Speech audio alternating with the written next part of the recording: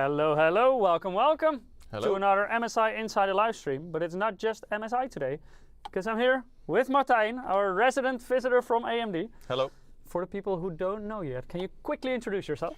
Yeah, my name's Martijn. Very long time fan for components in this industry, a very long time as well. Average gamer, I would say, nowadays. Used to average be more in terms of... No, average skills, Okay. skills mostly now, but used to be very competitive and also done a lot of overclocking. It's always easier when you're younger, right? It's easier when you're younger, yeah. But also when you get to play with all this hardware, then obviously you spend more time testing products and being very, very excited about what we're about to speak to today as well. So very happy to speak to our latest generation Ryzen products, obviously, which we'll go into a moment, I guess. So yeah. Because Thanks today will be about your latest product, the AMD Ryzen 7 9850X3D. If you're not interested in gaming, only in productivity, then this is not your live stream. Because this is a real gaming CPU, right? Absolutely, this is our latest and greatest. So what we've done is obviously with the very, very popular 9800 X3D, we looked at ways on how we can further improve on that product, and that's brought us to the 9850 X3D, 8 cores, 16 threads, a Zen 5 architecture, with an upgraded, I would say, boost clock to 5.6 gigahertz, unlocking even more performance and becoming the new fastest gaming CPU in the world. So very excited for those who are frame chasers, who are highly competitive in gaming and obviously want the latest and greatest, but also a great upgrade for anybody who's on a different platform, a previous generation or a socket AM5 on a non-X3D series CPU, but is looking for a significant upgrade in terms of frame rate by not just upgrading the graphics card, but also the CPU. Yeah. Before we go into all details about this CPU, you have a special surprise for our viewers, right? Yeah, I brought two, and I've got the reason why is because we're giving away one in today's stream, but I think you can apply for it today for a chance to win this one, but also I believe next week as well, right, in the stream? Yeah, so the giveaway will open now, so you can sign up immediately, and in next stream, so that will be in 2 weeks time, on the 4th of March, then we will pick our winner for this CPU. So you can already go to msi.com/2/insider or follow the direct link on the YouTube chat and the Twitch chat. That will lead you to Gleam. There you can perform certain actions. The more actions you perform, the bigger chance you have to win. And we're giving away several prizes because some viewers throughout this stream will already win a Steam wallet code. And next week on the 4th of March, we will draw our special winner for this new Ryzen 7 9850 X3D. So thanks again to Martijn and AMD for sponsoring this prize.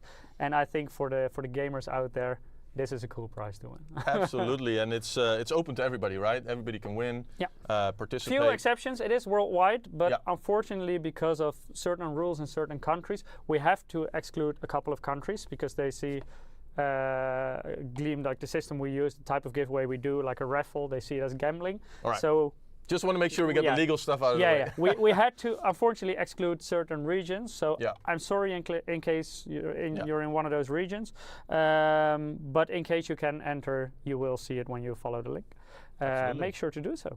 Yeah, so for a chance to win, make sure to follow the Gleam link that's been put on the stream, right? So let's go ahead.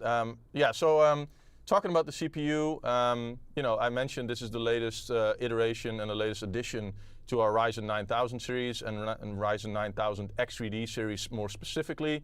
It features second generation AMD 3D V-Cache, so I'll get into more details in a moment about that because that's a major change over the previous generation X3D products, for example in the 7000 series or the 5000 series. That's what I have. That's what you have? The 5000, yeah. I'm still on AM4. Legendary CPU. I use a 5700 X3D in my mini ITX. Oh, very nice. Yeah. Oh, it's perfect in a mini ITX as well. Yeah, it's perfect. Yeah, absolutely. But yeah, there's a major difference between that CPU and this CPU. And obviously this one is therefore also fully unlocked for overclocking for both the CPU and the memory frequency. It's drop-in ready for any AM5 motherboards. Obviously you need to check your motherboard manufacturer's product page if you have the latest BIOS, obviously to make sure it's bootable out of the box. I do recommend to update it though, because in our latest BIOS version we also have optimizations for this new CPU. Right. So yes, you can boot it up. up, so you don't need something else first in order to set everything. Yeah. But I would recommend to use the updated BIOS version. On our motherboard pages you can find more details, and you can also find the optimized version for this CPU. Perfect, and I would say if you always have access to your older CPU, flash it first using your older CPU, and then obviously every motherboard on AM5 has BIOS upgrade via USB as well, so you don't always need your your previous generation CPU, but it just makes it a lot more convenient and easier to do. If you already have a stable system running, that's always great if you can already update your BIOS. And then swap the CPU out. Yeah, that's even better. But yeah, as you see highlighted here in gold, leadership gaming performance or gaming experience, that's what this CPU is all about. That's exactly what the Ryzen 7 9850 X3D is here to deliver. And we got some benchmarks to show you in a moment as well. And I think you're also going to do a few things on the live stream today, right? Yeah, later on in the stream we will do a deep dive. We will talk about in more detail about the two systems we have in front of us as well. But we will do a bit of a comparison between X3D and non-X3D, and especially for memory performance. So it is no secret that memory prices are crazy at the moment, especially DDR5 really increased in price. So people are looking for ways to save money, and potentially a slower memory kit, so with lower frequencies, with higher timings, can save you quite a bit of money nowadays. But the impact on performance is very different between different CPUs. So later on in the stream we'll provide a little bit of a comparison, both live, but also Ruud already did some testing in the past couple of weeks. So we have a lot of data to show you as well, so you know what you can expect if you're going for an X3D CPU or a different CPU, how big the influence of a certain memory kit or a single stick or whatever is.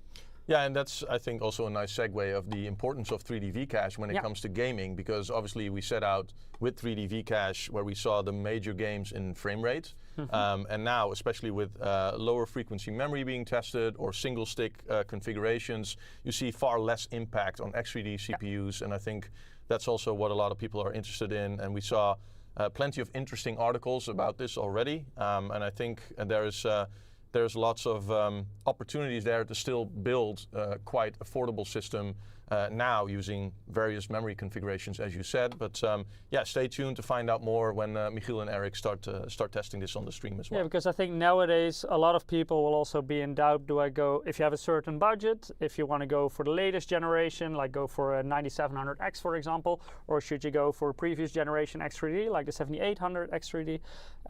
So hopefully we can give a little bit of background information there so you can make the correct choice for your specific situation. Yeah, that's and it's all part of the momentum, right? I mean, later down the line, hopefully this will improve as well. Yeah. And then you can always make a different choice when it comes down to productivity. But I'm thinking you're going to show that as well in the stream today. Yeah, we will do a lot of different scenarios, and also in our live testing, we will also do a lot of different scenarios. So we've got different memory kits. We will use different settings. We will use single channel, dual channel to see what is the impact of that. So for example, if you buy one stick when you build a new system and later you want to expand to more memory, that you add a second stick, that's of course now also a bigger topic than it used to be. Because of the memory prices. So yeah, a lot of different scenarios we will go through, and hopefully people can make at least an informed decision and maybe also a little bit of future proofing already. Yeah, maybe it's a good reason to not only upgrade yourself but also ask a friend and share a memory kit together. That's definitely an option. Right? Yeah, one of those things. I mean, it's just been Valentine's Day, but you know, you get my point. Maybe you can find a late Valentine. Yeah, exactly. I think if you offer them a RAM stick, they will be your Valentine nowadays. Yeah. That's a huge gift nowadays. Yeah, it is. All right, let's get into it. Did you see the video, by the way, of the guy who got married, I believe it was in Turkey, and his friend got him a 5090 and a memory kit. I don't know what the size of the memory kit was. Right. But nowadays, if you gift someone a memory kit, that's huge. That's a big wedding gift. That's the ring itself nowadays. Yeah. All right. Yeah, let's get into it. I think we've got a couple of slides just for people, just a refresher a little bit on what Ryzen 9000 series processors and our portfolio looks like today. So obviously at the top end we have our Ryzen 9 parts in the form of the 9950 X3D, so that's a 16-core part. With 3D V-Cache, with that same second generation, best of both worlds, so best in gaming and best in productivity, what we can offer combined in a single CPU. And then below that we have the 9950X, that's the non-XRD part. Also 16 cores, but then obviously more targeted towards productivity and less towards gaming. You can still perfectly game on that CPU. Obviously, it's still a very, very high-end enthusiast CPU. And in productivity, it's also not any less than the 9950 XRD. Absolutely not. And then a 9900 XRD if you're more budget conscious, for example, but still want 3D V-cache for that great gaming experience, but do productivity on the side. You have your 12-core CPU available as well. Very similar 9900X and so on and so on. I'll not mention everything here, but as you can see, the one highlighted here, the newest edition, is the Ryzen 7 9850 XRD, the one that we're going to talk about today, and the one that we brought and also on the test bench, right? So yeah, that's our focus of today. But as you can see, compared to the 9800 XRD, a major jump in boost frequency from 5.2 gigahertz all the way to a whopping 5.6 gigahertz now for this 9850 XRD specifically, and that'll give us somewhat performance uplift depending on the game title that you see, of anything between 3 to 10% or sometimes even more depending on the game title that you choose or play. But it's all within that same power envelope, that 120 watts. Yeah, so very similar to a 9800 XRD, but very much a nice uplift that we could bring to the market. Obviously, when our production improved, when everything improved, and the whole Granite Ridge or Ryzen 9000 series processors start to improve, when they mature. By the way, some people may be wondering, because you call the 9850 XRD the fastest gaming CPU. So when you see this overview, you of course see the 9950 X3D, and it looks to be clocked higher. But something to keep in mind there is that it's a dual CCD CPU. So you have one X3D CCD with 3D V-cache, and one regular CCD without the 3D V-cache, but that one is clocked slightly higher. So that's the 5.7 gigahertz you will see. Advertised, yeah. Yeah, so it's not specifically that the 9950 X3D will be faster in gaming than the 9850 X3D, for example. Correct. So it is more like indeed the best of both worlds, in case you also do productivity, in case you can utilize those 16 cores, which you don't really need for gaming. Not yet. In some cases you may, flight simulation and so on, you also see and also if memory bandwidth is important in those types of titles, for example. And also if you do like multitasking during gaming, then there is definitely a use case for that. So for example, if you're a streamer, exactly. Yeah. Then or YouTuber, and you do recordings and stuff like that during your gameplay, then that's definitely a very viable option. If you just do gaming and no content creation, then it is not like the 9850 XRD will be any slower in gaming than the 9950 XRD. So yeah, both very interesting CPUs, different use cases. If you only care about gaming, Ryzen 7 is basically the way to go. If you also want to do content creation, then it depends a bit. If you do gaming and content creation, then 9950 XRD. If you only do content creation, 9950X. Yeah, also a very viable option. Yeah, that's a good observation. I would pull that even broader if you want. If you're only about gaming, then the entire X3D series is what you want to look at. And obviously the other parts are perfectly fine at gaming as well and delivering very, very good game performance. But if you only care about gaming, any X3D series product is the one to go for in my opinion. So. Yeah, but depending on budget, of course. Sure. X3D, it does have a little bit of a higher price. So if you're more into entry level, like there is no answer for like a Ryzen 5 9600, for example. No, but it still offers very decent game performance. And you still have an upgrade path because everything's drop-in ready on socket AM5. So you have your brilliant-looking B850 boards here, for example. So also if you're still on like a 7600, for example, Ryzen 5, so previous gen, then you also have this upgrade path. Yeah, we launched that back in August 2022, top of my head, with the Raphael series, 7000 series. But if you're on that today and you're considering upgrading, then you can simply drop in this Ryzen 7 9850 XRD or anything else that's been shown on this without any hassle, without any difficulty. Sure. Yeah. Let's talk a bit about the 3D V-cache technology itself, because this is not the first generation you have. Can you maybe explain a little bit about the different generations and how they compare? So obviously we were very, very excited when we first launched the Ryzen 7 5800 XRD with the first generation 3D V-cache. Which was a game changer as well. Which literally almost a game changer in terms of frame rates, in terms of performance, what anything could offer at the time, 100%. And also in terms of efficiency with gaming. Correct. Yeah. Like the power consumption was still very low while getting very good frame rate. Yeah, it was. I would say Sorry, almost. mini ITX guy. I always also talk about efficiency. Yeah, no, exactly. But mini ITX, I know the pain and struggle sometimes of airflow and that kind of stuff, and then efficiency really matters, right? Because you want to keep your temperatures low and your frame rates high. Yeah. And so, yeah, the 5800 XRD was, I would say, almost a nearly perfect solution, but it wasn't that perfect because you were missing the part where you can start overclocking your CPU as well. So that was one of the things that we tried to introduce later on. We couldn't make that in time for the 7800 XRD, but now with the second generation 3D V-Cache introduced on the 9000 series, you can also now overclock your CPU cores as well as the memory because of a major change. And that's basically the 3D V-Cache part of it is now that layer is now put below the CPU cores instead of on top of the CPU cores, closing off the CPU cores and the heat dissipation, making it more difficult for your cooler to dissipate the heat, and then obviously the temperature of your CPU cores would rise. And that basically introduced all kinds of challenges thermally. Now with this change, putting the 3D V-Cache below the CPU cores, your cores can now breathe more easily, basically dissipating that heat more easily, which allows us to also keep thermals much more in check, and then basically allow you for more headroom and more overclocking, safely. So basically makes the CPU less sensitive to, for example, voltage changes and things like that. Yeah, less sensitive to that, but also if you have more direct contact on the most hot part on the CPU, which are obviously the cores, because they do all the work, and that's where most of the power goes, rather than an I/O die, for example, then you would obviously want to have direct contact with the thermal solution as close as possible to the CPU cores in this case. That's also why some people also delit their CPUs exactly. to get more direct contact. Yeah. By the way, that's not covered by your warranty in case you're... Oh, you can try. I mean, we're all enthusiasts here, so that's true. But it's something that we've looked into, and then what the engineers came up with, and which is why we're so happy about these products are the second generation 3D V-Cache. So that helps us not only tackle some of the thermal challenges, but also make sure that the CPU runs a little bit cooler as well at the same time, but also unlocked additional performance for us. So that's why the 9800 XRD is, for example, much higher clocked than the 7800 XRD or the 5800 XRD.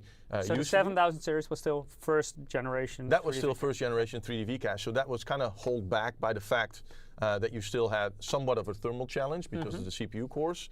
And now with the second generation and the 9800 XRD or any 9000 series XRD CPU, you no longer have that challenge as much as you had before. So that also allowed us to have more headroom in the CPU core frequency. So that's why the maximum boost frequency already on the 9800 XRD increased by 700 megahertz. As you may remember, we were on 4.5, top of my head, to now 5.2 on the 9800 XRD. Now up to 5.6 gigahertz on the new 9850 XRD. So we're also huge already steps, 1.1 gigahertz higher. Than and you're basically almost close to a non-XRD series class product when it comes to CPU frequency. So that's an absolute win here for the second generation 3D V-Cache parts. And that basically allows you to also give away more tweakability, right, to the end user, to the enthusiast who want to play around with their CPU, undervolt it, overclock it, set their system using VF curve, for example, especially in mini ITX, right? That's something that you're absolutely interested in. And that would be something that we're very, very happy about, to give back to the enthusiasts and give them the control over their hardware again, right? It's just fun to play around with. So. Enthusiasts, but it's actually also interesting for the more novice user, because for the 7000 series, you, for example, had the Ryzen 7 7700X, and then as X3D counterpart, you had the 7800 X3D. But of course, it was still the first generation 3D V-Cache, which is why you were a bit more conservative also with the clock speeds. So in productivity tasks, for example, you would see that the 7700X would perform a little bit better than the 7800 X3D because it was clocked a bit higher. And also certain specific game titles are more sensitive to frequency than to 3D V-Cache. Other games is the other way around. But then you also saw in certain examples that the non-X3D CPU could potentially be faster than X3D one. But that changed with the 9000 series, because now the frequency is also on par. So you also get the best performance in case your game is frequency sensitive, but also if it's cache sensitive for a 3D V-Cache. And also interesting with the Ryzen 9 actually, because the 7950X without the X3D was faster in productivity than the X3D version because the X3D CCD was clocked a bit lower. But nowadays, you don't have that downside anymore with the Ryzen 9 either, because also the second CCD is clocked higher. And that's why, and you bring up a good point, that's why the 9000 series are a huge uplift over the 7000 series as well. If you do not only gaming, but also other things, and you still want to choose a X3D CPU because the majority of your time spent is gaming, but you don't have the downside of it, to your point. And so that's why we're so happy with the second generation 3D V-Cache products, which is in the 9000 series. It gives people a lot more performance out of the box. So even if you don't care about tweaking or tuning, it already just clocks higher. It clocks higher. It will automatically give you that additional performance. It will automatically give you the best thermals that we can deliver on an X3D series CPU this generation compared to previous generation. So yeah, we are very, very excited about these products.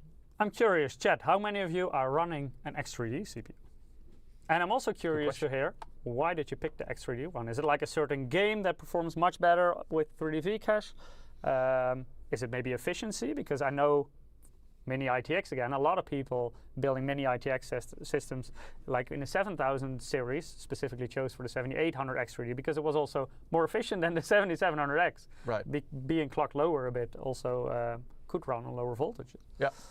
Slow Smokes is saying on Twitch chat, going to buy X3D, running older AMD right now.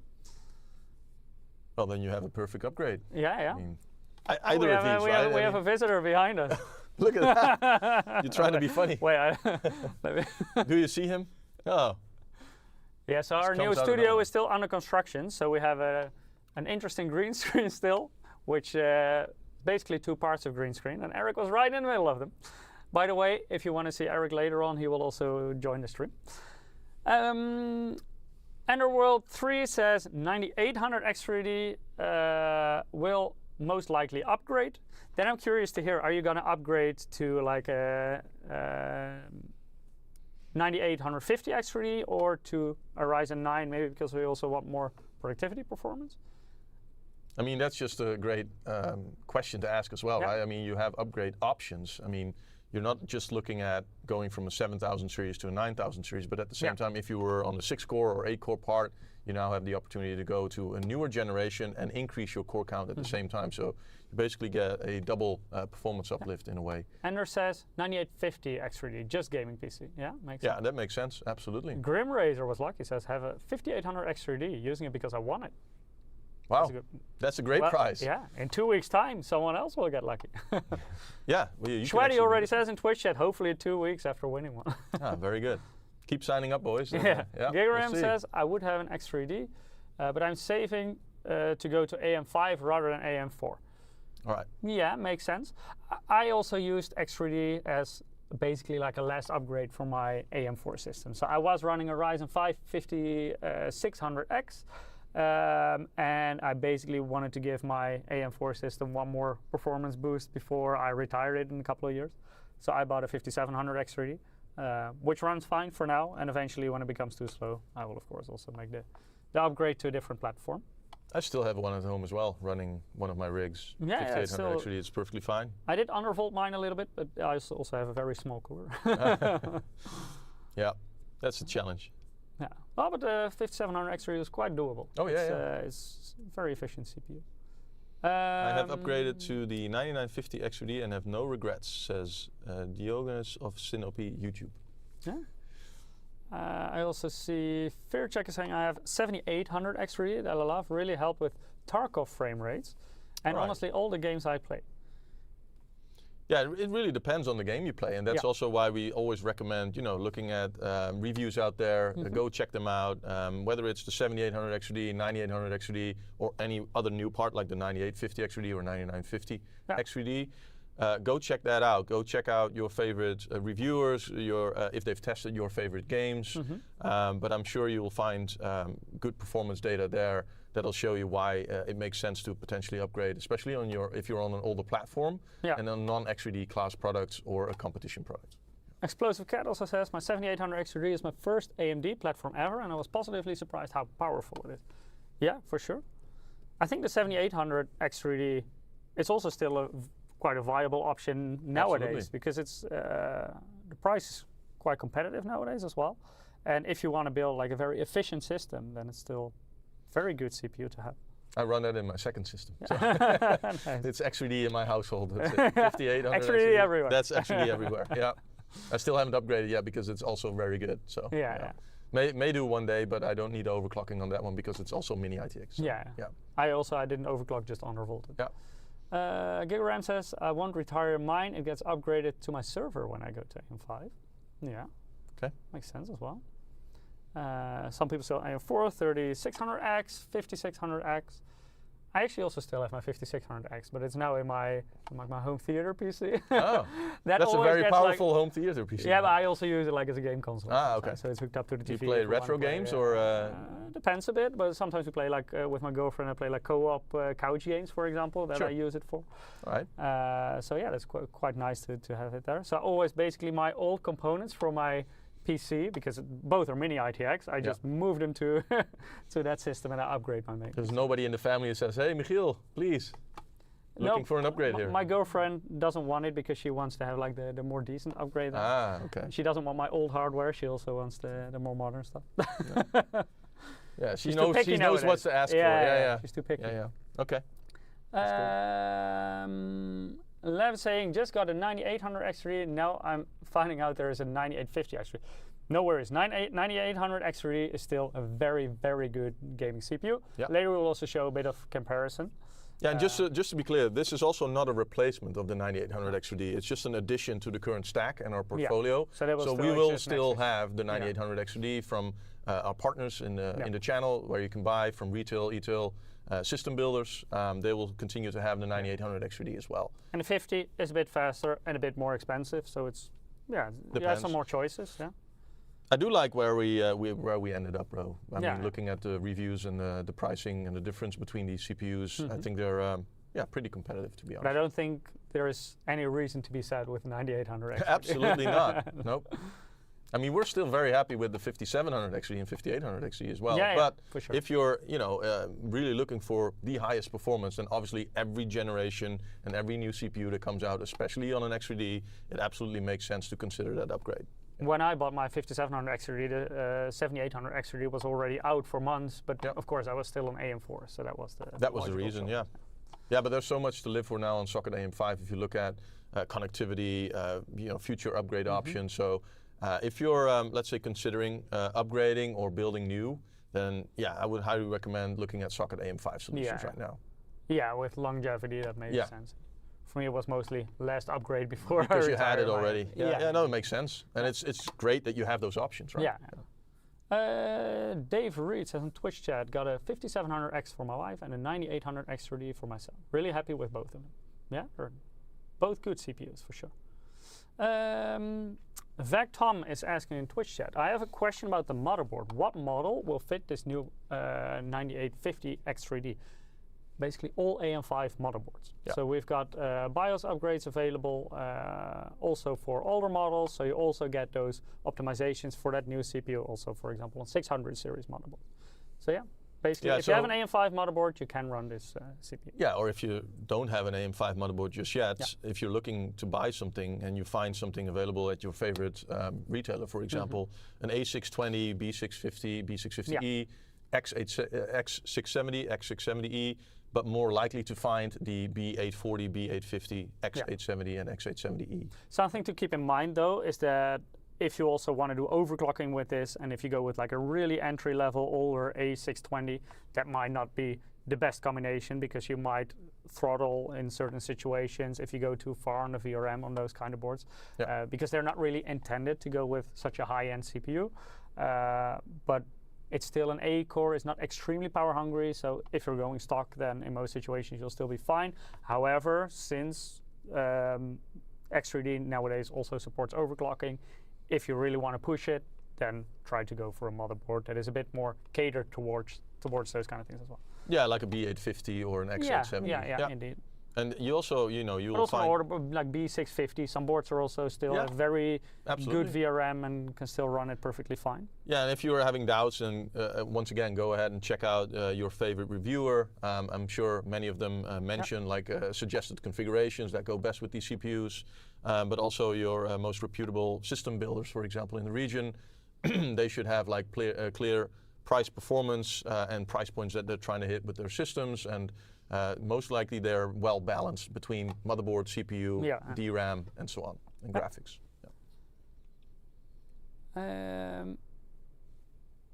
What difficult name? Sia Quatak 90 is saying I switched from the 5950X to the 9800X 3D. Just so my CPU is now over 9,000. Yeah, that's a good point though. Yeah, they're all over 9,000. So.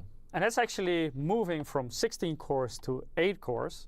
But because there's a couple of generations in between, I think even in productivity performance, it shouldn't be too far behind anymore. No, and I think in gaming, you're looking at 30, 40, maybe 50% more performance. So that's huge. In certain titles, for sure. That's cool. Any options for laptops here? You actually do also have X3D on certain laptop CPUs, right? I think we do, but I'm more of a component guy, to be honest. So. I have the same problem, so I also cannot say too many useful things about laptops. But maybe in a future live stream, we can possibly invite someone from our laptop team who could provide a bit more background information about that. Well, absolutely. And if you're in doubt, you can always check out AMD.com or MSI.com and find your laptops there and browse by CPU, right? Yeah. So. Yeah, we're real DIY system enthusiasts. Yeah. Sorry, guys. Okay. Let's take a look at a bit more detail what the CPU is all about. Because, of course, the main thing here is that the frequency is now really high for an X3D part. Yeah, that's helping obviously deliver that more performance over the already great 9800 X3D or the previous fastest gaming CPU in the world. So that one, max boost frequency of 5.2 5.2 gigahertz up to 5.2 gigahertz. Yeah, and now up to 5.6. Yeah, and then obviously you'll be rewarded with great clocks if you have a great thermal solution attached to it, right? And if you make sure that your temperature stay as low as possible, then you're most likely hitting the boost frequency for a longer duration of time on more threads or more cores by being rewarded with better thermal solution that you attach to it. Yeah.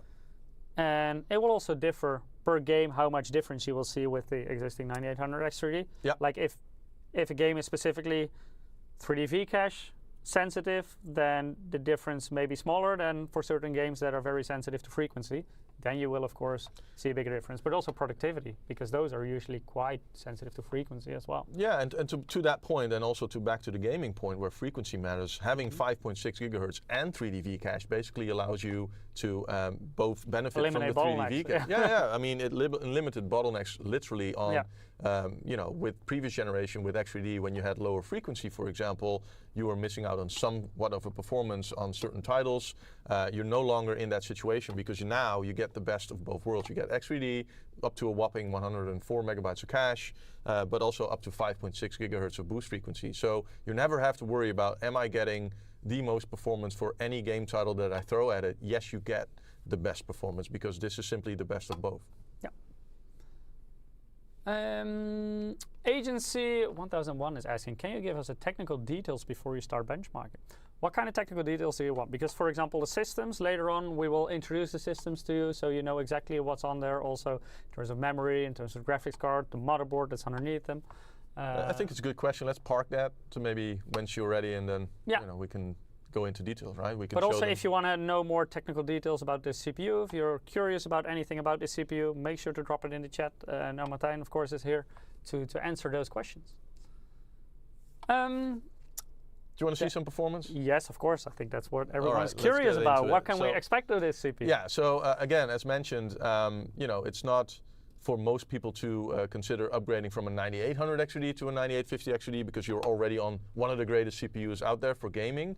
We took... You can, but the difference will be smaller than with the previous generation. And it depends on if you're overclocking, if you're gaming on certain FPS titles that require the highest CPU frequency and highest CPU performance, introducing 600, 700, 800 FPS, for example, then obviously you would want to have the latest and greatest. But if you look at one generation ago, again, this goes back to the first generation 3D V-Cache against second generation, and then obviously Zen 4 against Zen 5, as well as 4 nanometer against 5 nanometer on previous generation.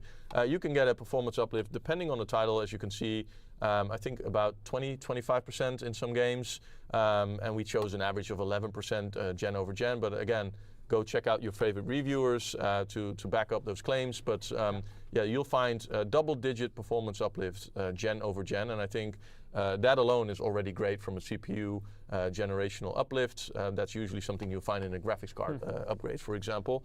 And in this overview, you can also quite clearly see which games, at least in this overview, are more sensitive to that frequency, because that is a big difference between the 7800 X3D and the 9850 X3D, with a maximum boost difference of 1.1 gigahertz it was, right?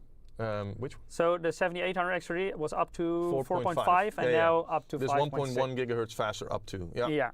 And then at the same time, you could go into details and look at 1% lows, that many of reviewers do, thankfully, today as well, because this is where you find the most performance feel when you upgrade your CPU, right? Because you want to look at when is the situation, let's say, less optimal, and then that's when you want to make sure that you get the highest FPS gain. So. Sneak peek, by the way, that can also make a difference in memory configuration. So later on, while we test with this, you will also see in certain situations that the average is almost as high, but the 1% lows can be a bit lower. Right. So it can be a bit deceptive when you only look at average frame rates, because the 1% lows are usually what really makes a game stutter, for example, so when it doesn't feel as smooth anymore. Right. So I think that's sometimes a bit overlooked, because people like to look at averages. What is the average frame rate? But or max FPS in some cases, yeah.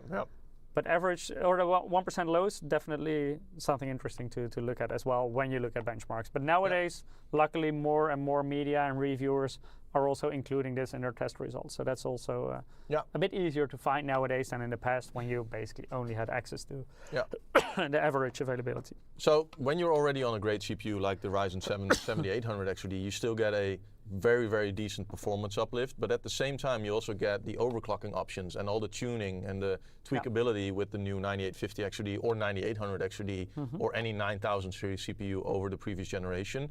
But this just goes to show the 7800 X3D for a long time was already the fastest gaming CPU. So anything below that, you get an even more performance uplift, right? And whether it's on the 7000 series or AMD's AM4 platform or anything of the competition, you're still going to get many, many double-digit performance uplifts over those generation CPUs. Yeah. Let me quickly have a look at chat. Vectom is asking, when buying a processor, is there thermal paste included with it? No, but it is often included with your CPU cooler, and sometimes it's already pre-applied. So that basically means that if you have the copper plate usually on a CPU cooler, there is already thermal paste on that copper plate, so you can immediately put the CPU cooler on your CPU and you're fine, you're good to go. With more expensive CPU coolers, often there is like a little tube included, so you can also use it multiple times. So if in case you remove it to maybe upgrade your CPU or whatever, then you can use some thermal paste again to repaste your new CPU with. So that's not something you will find with your CPU, but you will find with your CPU cooler. So these CPUs, for example, they don't come with a cooler nowadays, but I think more of your entry-level CPUs. Yeah, we still have a few out there with the cooler in the box, but for most of the high-end ones, especially the ones with 120 watt TDP and higher, they will not come with an AMD branded cooler. So because also they perform just better if you have like a higher end cooling solution. Yeah, and we want to just ensure that everybody gets the best experience out of these processors, right? So when you upgrade, and especially when you move from a Ryzen 7 to a Ryzen 9, then obviously your experience will be much more performance, but at the same time it will come at usually a higher power draw as well. And to fully enjoy that new performance, and obviously you need a really, really good, most of the times third-party cooler to go with that. Whether it's an AIO, high-end air cooler, that's all fine, but it's something that we don't offer in our boxed products. So. I think it also makes sense because, at least in my experience, I always eventually collected way too many included coolers that I would never use, because I always would use a an aftermarket cooler with a higher capacity, of course. Yeah. So I think it's useless to waste money on a cooler that a lot of people wouldn't use anyway, and these CPUs are more targeted at enthusiasts, of course, and they tend to use aftermarket coolers. Yeah, and that actually you bring up a good point, because not just the aftermarket cooler or the included cooler, but also the same with the graphics that is included with the Ryzen 9000 series. There's 2 CUs in there, which many people claim, hey, I'm never going to use it. But what at that one moment when you want to troubleshoot and you don't have a graphics card, or the graphics card becomes an issue, that you would want to use something at least to turn a picture on the screen, at least you have something that's included with those Ryzen 9000 series and Ryzen 7000 series and 8000G, obviously, with integrated graphics. So that's included.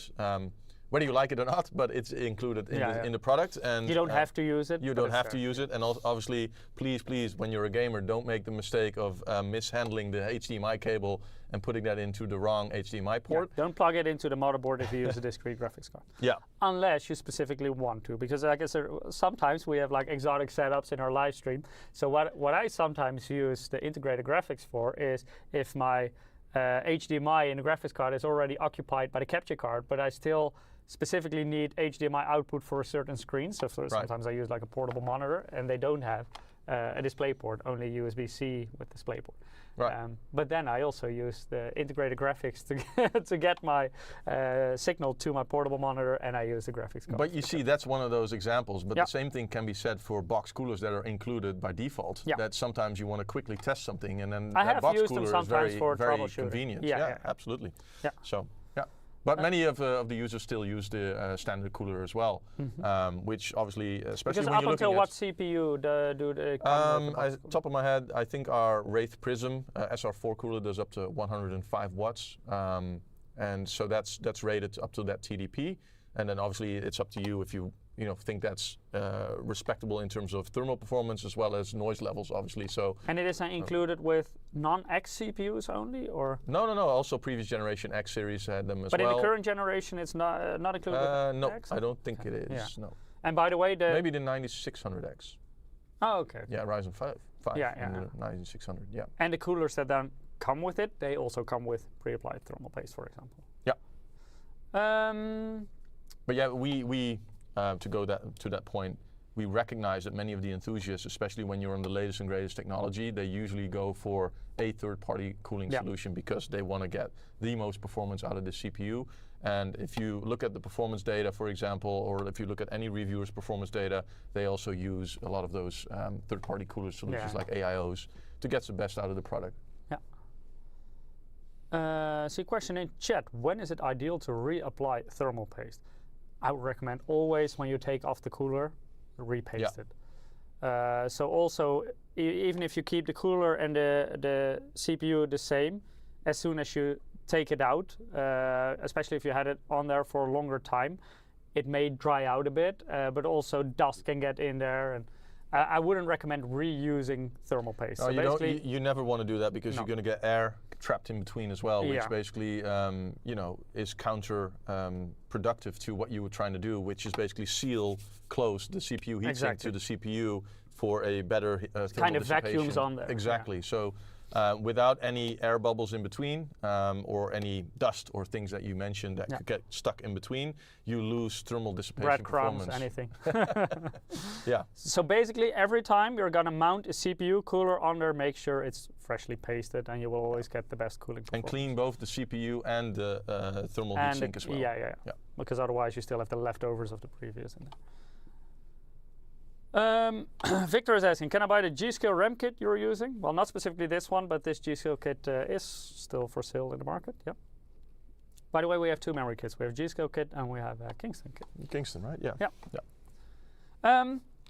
So now we had the comparison with the 7800 X3D. Yeah. Now let's have a look at the 9800 X3D. Yeah, and that's the point I was trying to make. Like, if you're already on the great 9800 X3D, like some of your users are, then you can see that there is performance uplift depending on the game title, but it's not always as much as you expected, or not as much as the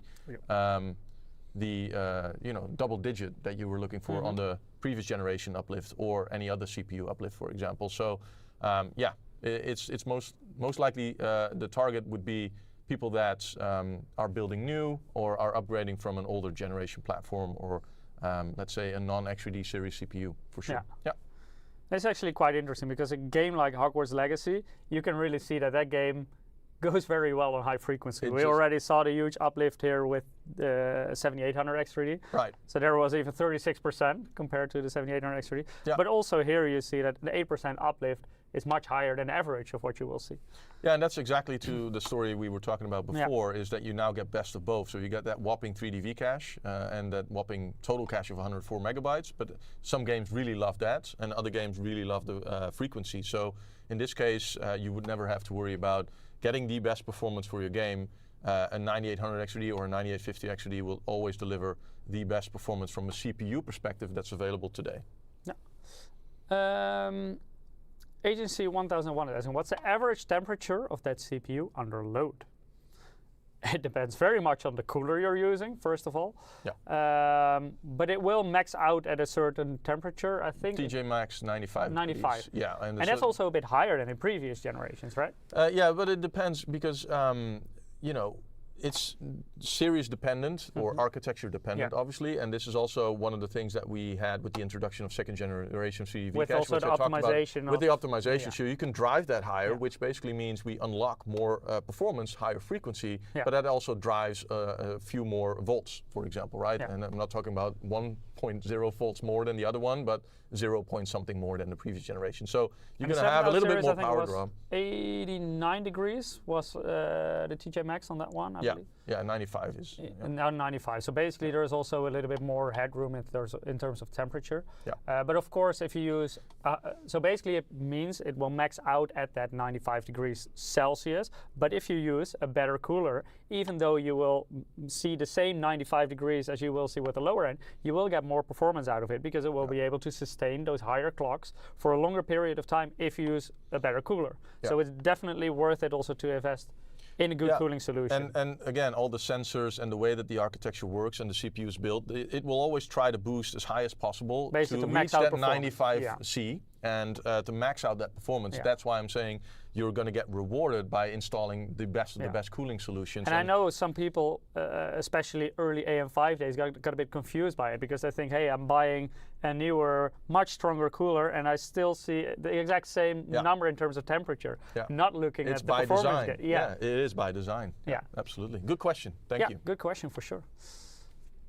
Vec Tom is asking, Martijn, I wonder if this processor passed the extreme impossible test. In fact, Tom, now I'm curious about what the extreme impossible test is. Yes, it can play Crysis. Is that the test?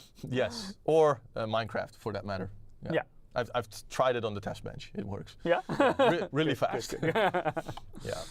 But no, it will pass any test that you throw at it, very much so that a non-XRD series product would pass any of those tests. So these are obviously in our 9000 series based on the same architecture, so same Zen 5 architecture, 4 nanometer CPU core, 6 nanometer IO die. And obviously same behavior and same experience that you would expect from any of AMD Ryzen CPUs, whether it's 7000 series, 9000 series, same reliability and stability that we chase after and go for with these parts. And that's why we also, a topic that we didn't touch yet, because the 7000 series is still on 5 nanometer, and this is on 4 nanometer as well. Yeah. And that also, of course, allows you to go usually a little bit higher in terms of frequency.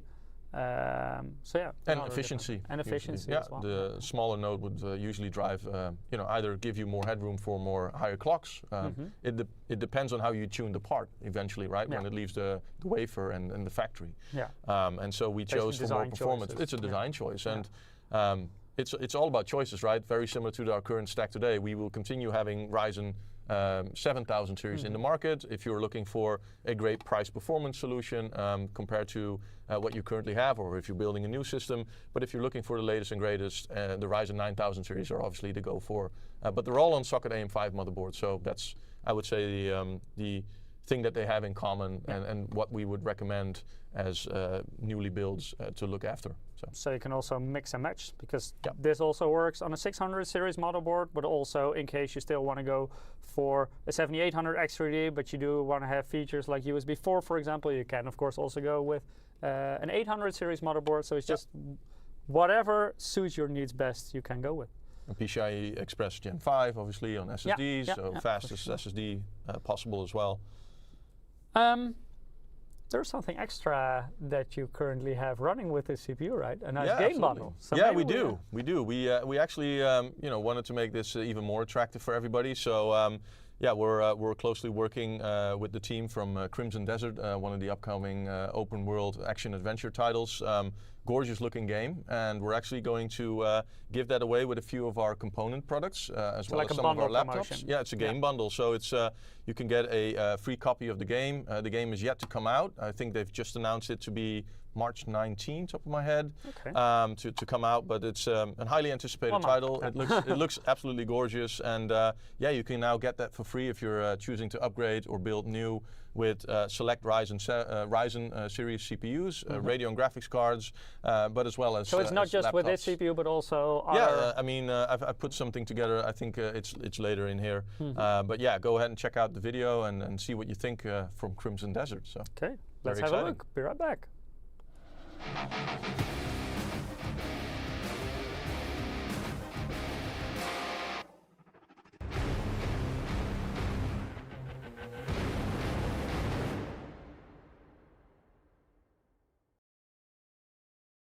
There we go. I mean, doesn't that look cool?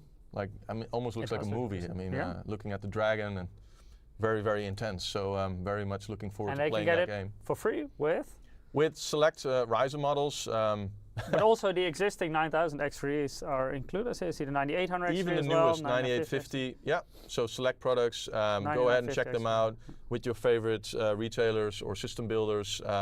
Obviously, regional availability and terms and conditions apply, but go ahead and check out amd.com if you want to learn more.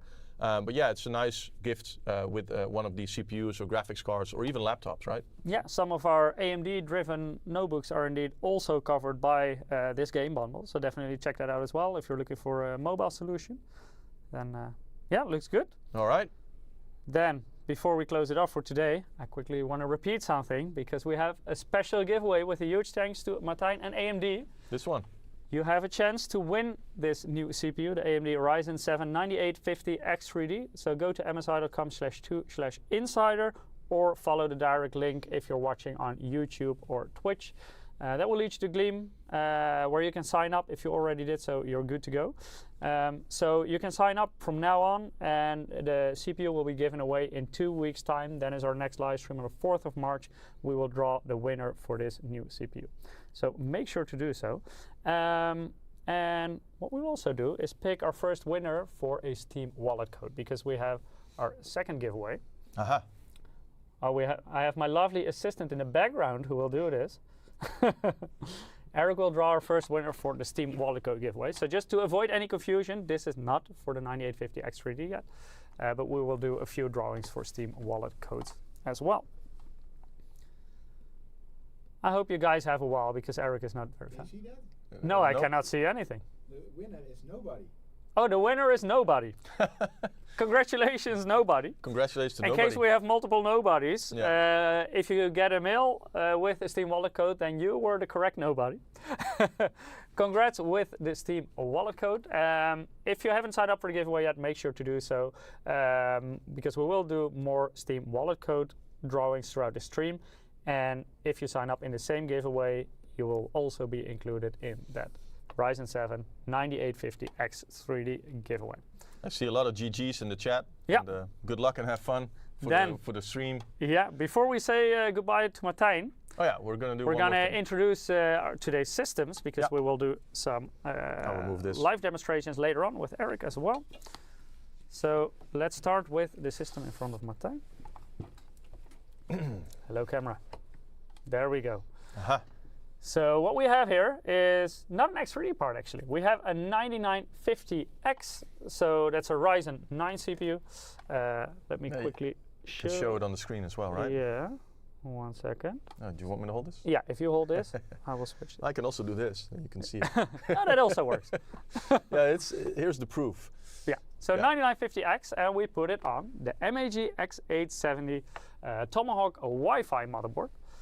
There is 32 gigs of DDR5 RAM on there, and It is, I believe, 6400 or 7200 kit, but currently it's set to DDR5 6000 CL30. And then on this side, I will take it over, is our second system. By the way, the graphics card is an RTX 5080. We also have a 5080 on this one. The reason is because we needed two of basically the same graphic cards, at least with the same GPU. This is the new 9850 X3D with a nice P13 liquid cooler on there. You see, I didn't connect the screen, but there is a screen in here. I was too lazy to connect it though. It is on our B850 M-Power motherboard, and I know a lot of people in our chat were very curious about this one, so I will give you a good look of this new M-Power motherboard. Beautiful. Yeah, for people who are familiar with older MSI hardware, we used to have M-Power models in the past as well, and you see that signature yellow on there as well. So it is a micro ATX motherboard based on the B850 chipset, and what's quite unique about this compared to our other higher-end B850 boards is that this is a 2-DIMM board. That is not a cost-down measure. This is specifically to get better memory performance. So you have 1 DIMM per channel, and that gives you the best possible memory performance compared to 4 DIMM. Right now there is a G-Skill kit in there, so it's Trident Z5. And this is DDR5 6000 CL30. And so potentially higher memory overclocking as well, right? With the two. Yeah, with the 2DIMM as well. Yeah. So that is today's system. What AIO is the question? Oh, yeah, Eric has a good point. Let me quickly show you. You have the specs. The easy dashboard. There we go. So it comes with a separate PCB if you want to do extreme overclocking. You can already do a couple of things here. There are some readout points, but you can also switch it on, reset. You have the, there we go. We have the debugging LED there. You have a clear CMOS button on there. And then quick overview of the specs on the screen. So the 9850 X3D on the B850 M-Power and running an RTX 5080 graphics card. So that is the second system. Is the M-Power on sale yet, Michiel? In certain regions, yes, but it's not available worldwide. So that is unfortunately something to keep in mind. Yeah. But yeah, in certain regions it is already available. Yeah, it was a question from Old Man Uru. I thought I'd step in here. Yeah, EU, I think also only certain countries, I believe. Liquid cooler, yeah, this has the P13 on here, and this is an older C240. Okay, then I want to thank you for joining us today. Thank you I think for you gave having a great introduction of this new CPU. Thank you. And then I will invite Eric over to start putting this to the test, and we will do a lot of different memory configurations with both the AMD Ryzen 9 9950 and the AMD Ryzen 7 9850 X3D. Yeah. Let me see some more questions specifically for you. See some motherboard questions. I think they're all eager to see Eric on the screen and then start testing again. So thank you guys for having me, and yeah, be sure to hang around and see what the performance difference is, because it's quite interesting what we found so far. So I'm sure you're going to see some very, very interesting results as well. Let's see what X3D can bring. Absolutely, let's do it. Martijn, so thank you guys. Thank you so much. All right, bye everyone. Okay, they will do a quick switch. Yeah, there we go. Eric will take over the microphone, and then we will do some practice testing with this configuration.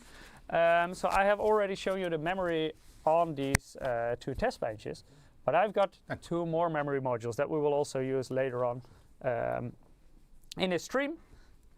And look at this. These were basically the most entry-level DDR5 modules we could find. So as you can see, it's a green PCB. They are actually a relatively large module. So this is 32 gigs of DDR5 RAM, but it's DDR5 4800 CL40 memory. And basically, I look really white. Yeah, you need some sunbathing. Yeah, I'm sick. We didn't tune that camera. There we go. Hi everybody. I'm also quite white. So Eric, welcome, welcome. Yeah, so I'm going to help you with benchmarking because we don't trust AMD, we don't trust Martijn.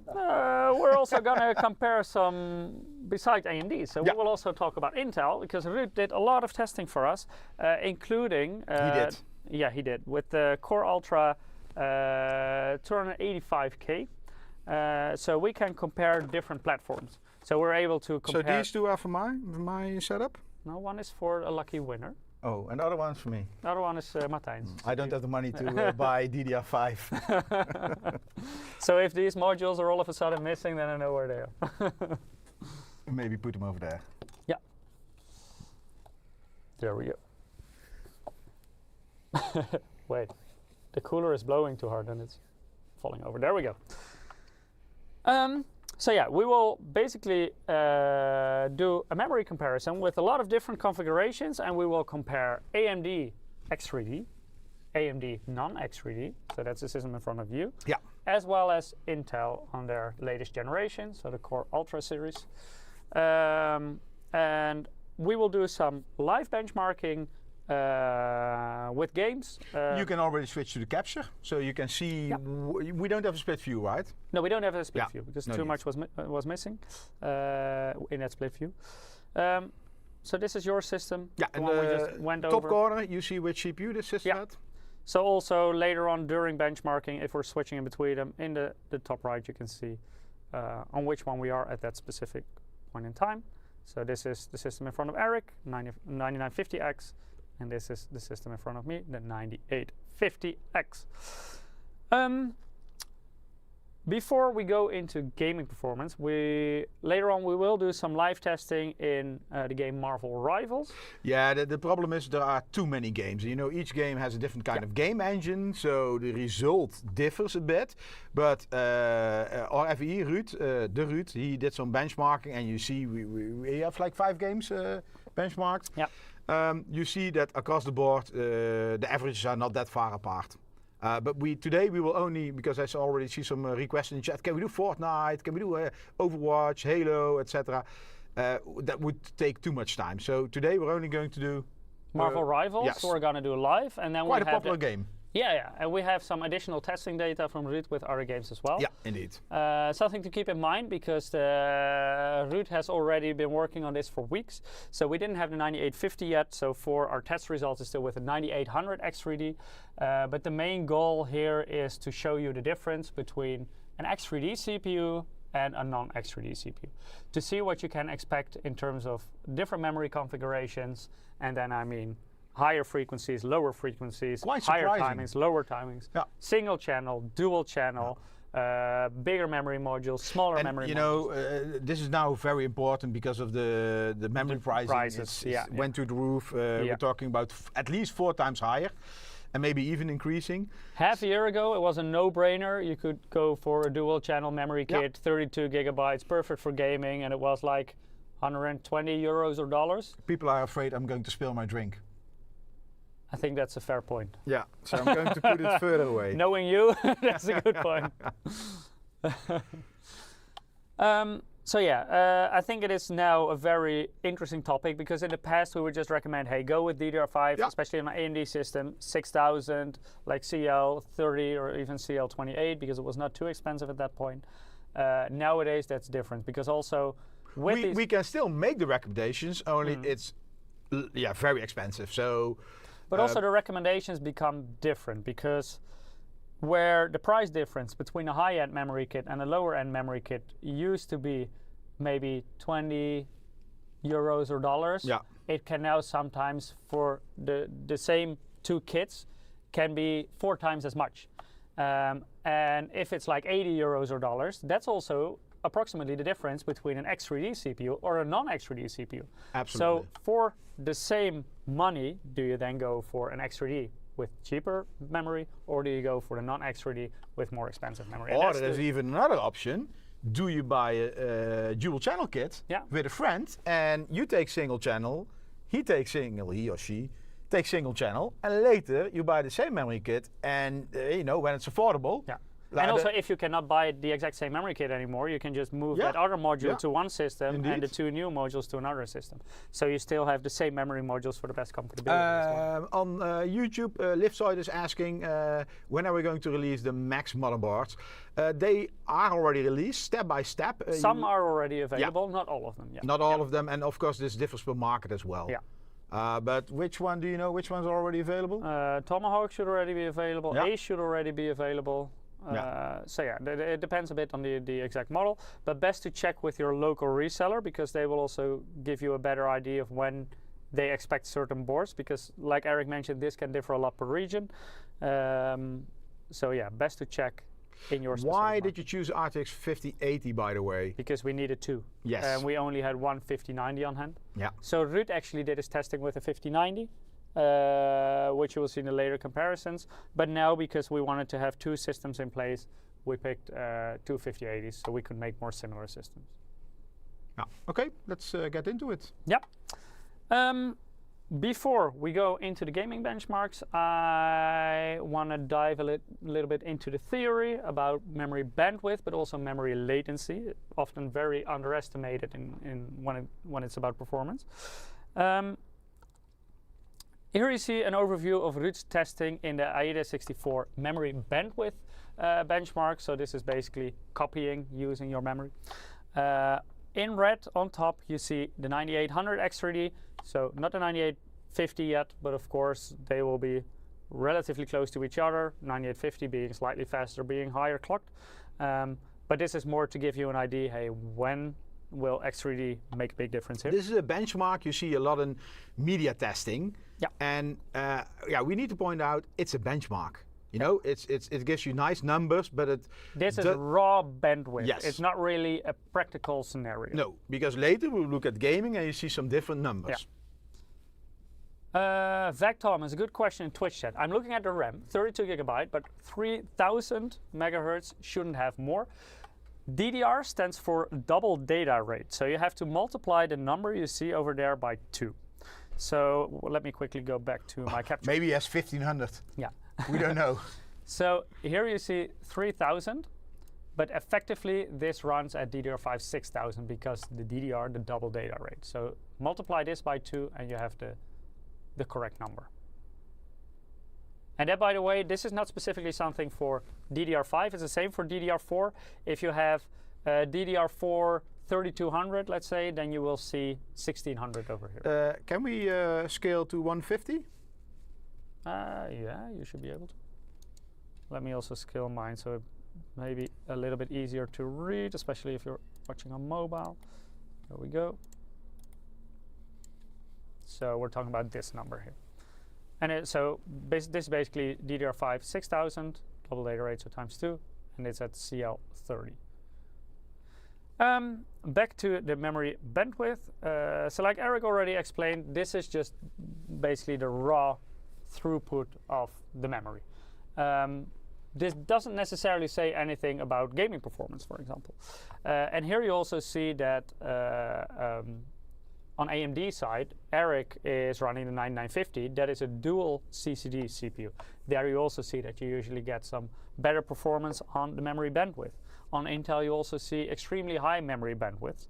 And you also see that basically the higher the clock speed, the higher the memory bandwidth. But, and that is a big but, especially when it concerns gaming, which is usually quite sensitive to latency. And AIDA64 also has a memory latency benchmark. The number you see here is the latency in nanoseconds. And here you see that all of a sudden it's not necessarily the highest frequency that will give you the lowest latency. Because this, most of the times if you buy memory, you can recognize this as CL. Also not specifically, because this is the actual memory latency. True. So it's a combination. It's an indication. It's a combination. It's a combination of the frequency with the actual latency. Yeah. So in case you have higher frequency and lower cache latency, then you will see a very low memory latency. But again, this is just a benchmark number. Yeah, and there's another but. Because, for example, you have a lot of buts today. A lot of buts today. I like big buts. Yeah. If you, for example, talk about AMD CPUs, you also have Infinity Fabric. And Infinity Fabric, if you have a 1-to-1 ratio between the Infinity Fabric and your memory frequency, that will also give you the best latency. You can run higher memory frequencies on AMD as well, but then you will lose that 1-to-1 ratio, so you will have a divider there. And that will give you a latency penalty. And that is, for example, also why you see that the DDR5 6000 will give you the best memory latency on the AMD platform. So you see that with both the 9800 X3D in this example, but also with the 9850 X3D, but also on the non-X3D parts. So the 9950 X3D, you also see that with that DDR5 6000, you will see the lowest memory latency.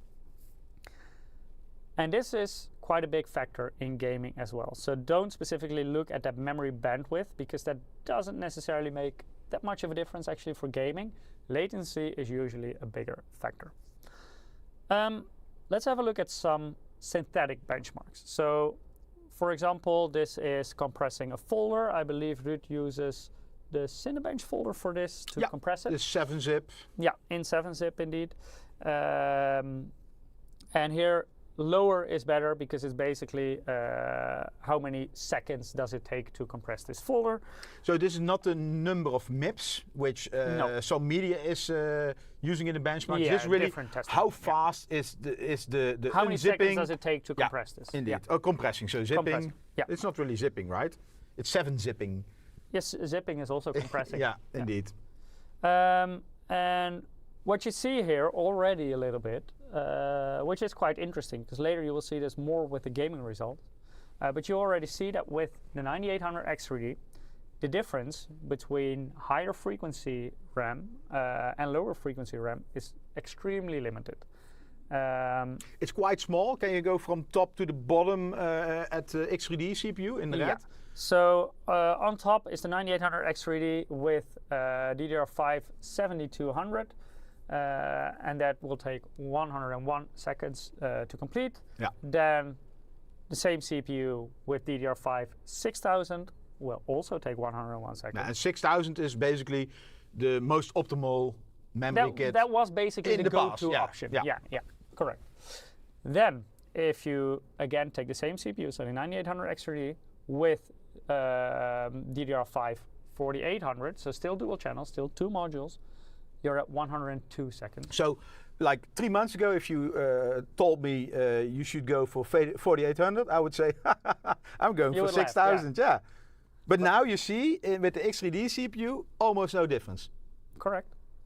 But when you, that's with the X3D. In 7-zip. In 7-zip, in 7-zip compressing that file. But when you then, for example, take a look at the Intel platform, so the 285K, there you see that from 7200, which takes 107 seconds, to 4800, it takes 117 seconds. So there you do see a much bigger difference. So the cheaper memory is? Slower. Okay. It will take longer to complete the same task. With the 9950X, you also see a little bit of a hit. Not as big here, but going from 7200, but also 6000, you will see 96 seconds to complete.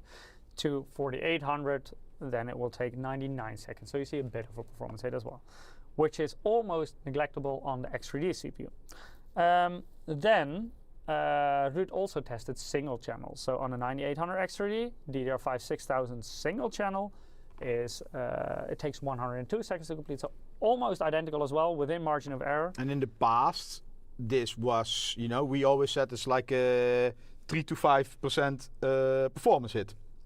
Single versus dual. It very much depends on the CPU, which you will see later on here as well. But yeah, for X3D it can be lower, and for other CPUs it can be higher or even much higher. But now it's quite small, the difference. Yeah, here it's on the X3D it's very small. Because when we now take a look at the single channel 4800, that's the first one where you see a slight performance hit with the X3D, but it's still quite small because we go from 102 to 105 seconds. So there is a performance hit, but it's not very big on the X3D. You will not notice it. Yeah. Then, if we take a look at the non-X3D, and it's the case on both Intel with the 285K and AMD with the 9900X, if you go to single channel 4800, you will see quite a bit of an increase. Much more than the 3% you were talking about, whereas it is even less than 3% on the X3D. Yeah. But this is just productivity, compressing. Let's take a look at some more productivity, transcoding. So in this case, we're using Handbrake, and this is AV1 transcoding. So what we're basically doing here is transcode using the AV1 codec from Ultra HD resolution, so 2160p 4K. to 1080p. Yeah. Yeah, there's 4K in 2.864 to AV1 in 1080p. 1080p. Yeah. So it's both resizing and transcoding. Yeah. So basically, you make the file size a lot smaller while doing this. What you see here, this is in FPS. So here, more is better. You already see that both the Intel Ultra 9 285K and the 9950X score a lot higher, and that's simply because they have a lot more cores available than the Ryzen 7. The Ryzen 7 is only an 8-core. However, that 8-core CPU, when you use it with single-channel DDR5 4800, still performs almost identical. Whereas if you take a look at, for example, the system you have, the 9950X here, if you run that with single-channel 4800, you're at 80. So you almost fall down to the performance of an 8-core X3D part. Yeah. Whereas if you run it with high frequency, so 7200 for example, you see 101 FPS. So there all of a sudden it's a big difference. So actually, it's when you now buy a CPU and memory, you really need to also pay attention. What do you want to do with it? Because yes. For productivity, the answer, because we see a lot of questions in the chat, what memory to buy, what do you suggest? It depends. Well, you know, there are a lot of different opinions here, but it really depends on your use case. If you want to don't spend too much money on memory. You say it's about the use case, but I would argue it's more about what CPU you use than your use case.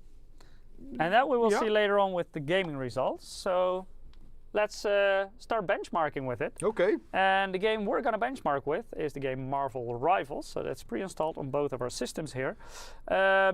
For our benchmarks. Can I play it, or are we only going to benchmark? You can click this away. You can open Marvel Rivals already.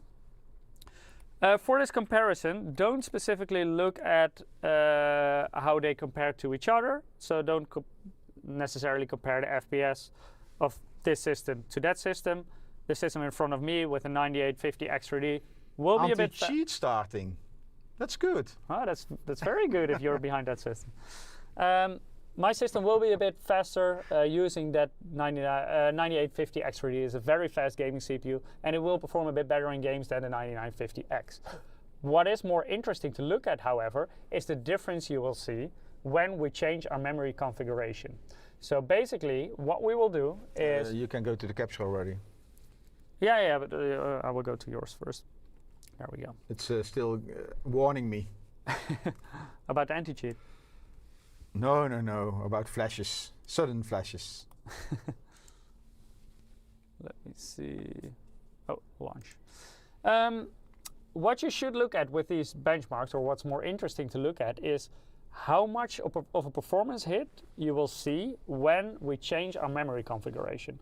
So what we will do is we will start with basically the higher end memory configuration. So at the moment, we're both running DDR5 6000 CL30. We will start benchmarking both of our systems now, and that's basically our baseline. And then we will slowly start downgrading our systems in terms of memory configuration. Only yours, right? No, yours as well. Oh my God. Because we're going to see how much of So I can change the memory here? You don't necessarily have to touch it. I will do that for you. But what we're then going to compare is how much of a performance hit will you get when we downgrade our memory. So we start with DDR5 6000 CL30. Then we will give both of our systems a BIOS reset. Then it will load JADEC speeds, and that's DDR5 4800 CL40. We will still run that in dual channel. Then we will switch out the memory for this cheaper kit. And this is a single stick of DDR5 4800 CL40, so that will be the same as when we reset this kit. But this one is a single module of 32 gigabytes. So we will run it in single channel. And then last of all, we will use a single module of the memory kit that we're using now. So we're downgrading the capacity as well from 32 gigabytes to 16 gigabytes, and to see how much of a difference that will make. I'm curious.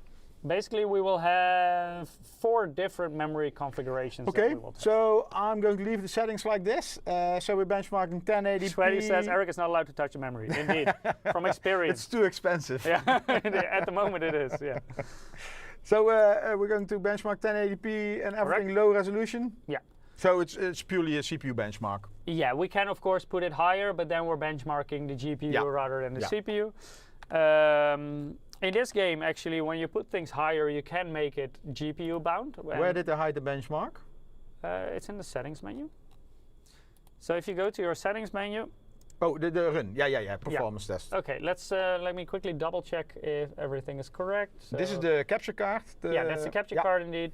1920 1080, that's correct. And then the preset should be at low, so we make it more CPU bound. Yeah, that's also correct. Show FPS? No, we'll see that at the end because it's too small in the preview. Yeah. Then let's have a look at my system. So this is my system with a 9850X. I'm running the same. This is, by the way, the capture card again. I'm also running 1920 1080. I also have anti-aliasing off, and I'm running the low preset. Okay, let's run it. Start test. You can also start it. Are we doing a countdown? Yeah, we can, but we will not show them side by side. But 3, 2, 1, click. You were slower. So if I was like because you cheated again. If I was aiming at you, you would be like, oh. No, because you would miss. Okay, so now we're running the benchmark. You're currently looking at my screen. You see it's running currently around 300 FPS, a little bit lower in this scene. This is Eric's benchmark. That FPS is a little bit lower. He's running a non-X3D CPU, and that makes a bit of a difference in this game. So now this is basically the baseline DDR5 6000 dual channel CL30. Do we need pen and paper to write down numbers? Yeah, you can write it down on your phone. Oh, notepads? Oh, you actually took your notebook. That is a very good way of... you can open Notepad, so we don't forget everything. In fact, Tom was asking, Mike, what do you hold in your hand? At the moment, it's normally beer, like gold. now memory. Yeah. Usually I think beer is an expensive hobby, but now memory is worth.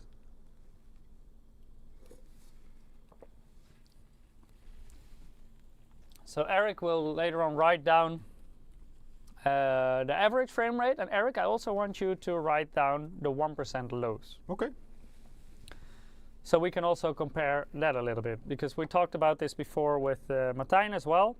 Average frame rate can be really interesting, but the 1% lows are usually where, if you're playing a game, you will experience those micro stutters. So even if the average frame rate is almost the same, but the 1% lows are much lower, then it can feel a lot less smooth. Hey, mine is finished. Mine is also finished. Okay. It says very smooth. Yeah. Now let's switch to mine. It says extremely smooth. That's the X3D. I think it just shaved. That's not you. No, it must be my influence because. Okay, so how do I list this? Let's start with your system. So you've got 227 frames per second on average. And how do I call this run? This is a dual channel. Dual channel DDR5 6000 CL30.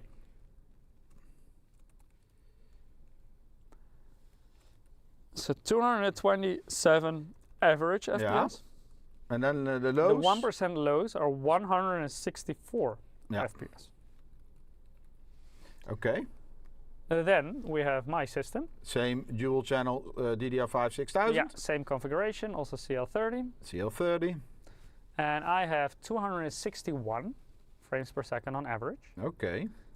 And 220 frames per second, 1% lows. Okay. So that's basically the drops you have. That's as low as it goes within 1%. So actually, your FPS is only like 40 higher, but your lows are the gap is much smaller.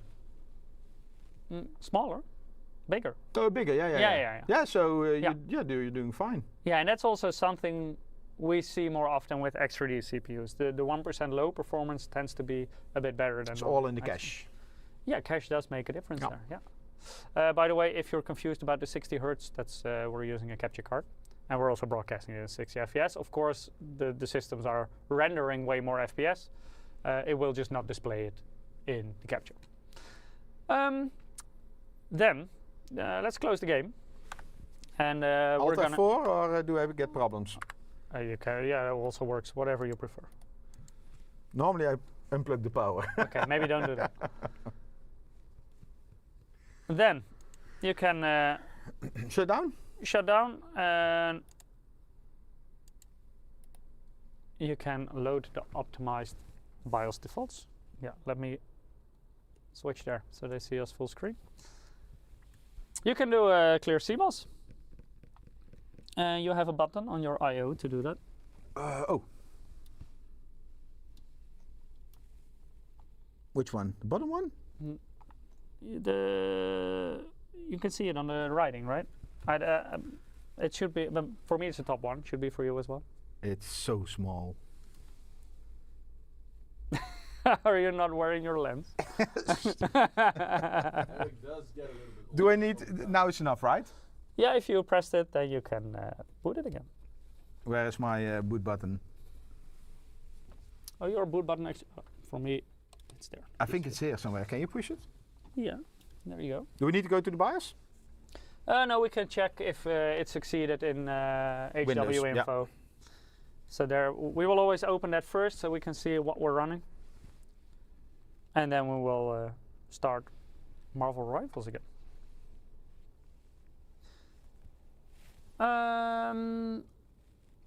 Maybe I already destroyed it. T209 is saying that added L3 cache makes up for RAM speed variation. Yeah, it definitely does. They also say the 9800 X3D gains over the 7800 X3D was almost entirely 1% low gains. Yeah, it's a very good CPU. And I think the 7800 X3D was already pretty good in 1% lows, but even more so than 98. How to enter to 9800 win the computer? There is no computer, there is only a CPU. Yeah. But I think that's already a great price. And we have some wallet codes, Steam voucher wallet codes. So if you go to your YouTube, each 5 minutes our bot will post a Gleam link. Yeah. Or you can go to msi.com/insider. Actually, I checked and it wasn't working.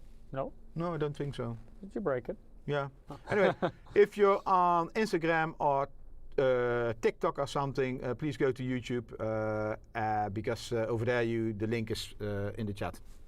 I can also later try to put it in. Yeah. Okay, I'm back in Windows. I'm almost back in Windows. Yeah. So I'm going to start, which one? This one? Yep. Yeah. So let me go to your capture already. Yeah, so in the middle, you see the memory configuration. So we're still running 32 gigabytes. It's still 2 DIMMs of 16, so still dual channel. But now we're running DDR5 4800 CL40. So this is 24 times 2. Times 2 because of the double data rate. Yeah. I will also switch to my capture now. Let me boot up HW info.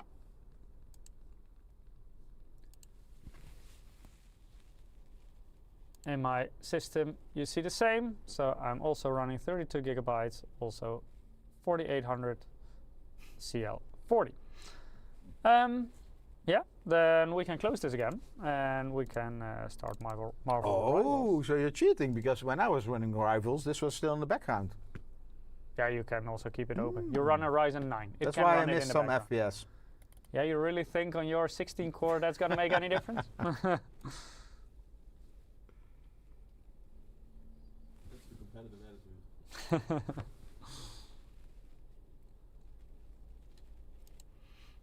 The only downside of Marvel Rivals is that you have to go through a lot of skip, escape, click to get Probably to the benchmark. if you pay, then it's... No, I don't think so. No? No. We'll still show you what you bought? Yeah, it's still, it's like the video you need to skip them. Yeah. Well, they spend a lot of time on it, so yeah. I mean, it's logical their name appears on the screen. And this is like an I upcoming like creativity, please help, says, why don't you OC through Expo?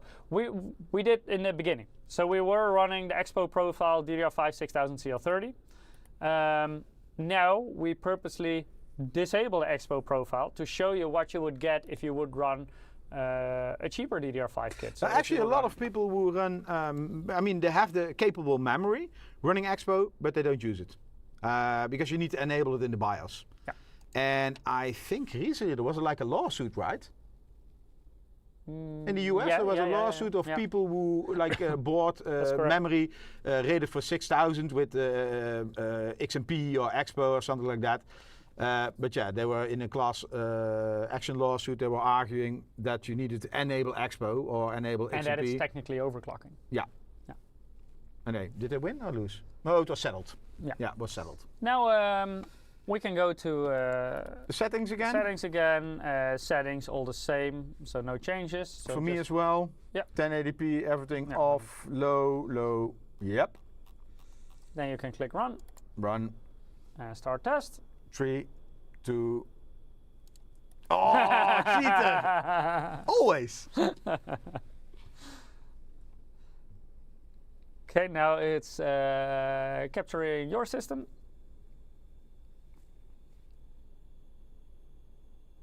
But it's showing basically exactly the same on mine.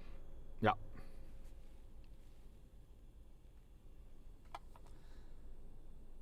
And in the end, we're gonna see how much of a performance hit we get in average frame rate as well as the 1% lows. Gaber is asking, what motherboard are you guys running? So Eric is running the MAG X870 Tomahawk Wi-Fi motherboard, and I'm running the B850 M-Power. But in terms of gaming performance, that shouldn't really make a difference. No. Mainboards are more about the feature, connectivity, etc. Yeah. But also overclocking. So for example, this is a 2-DIMM board. If you want to do memory overclocking, then this can make a difference. But now we're syncing our memory speeds anyway. So.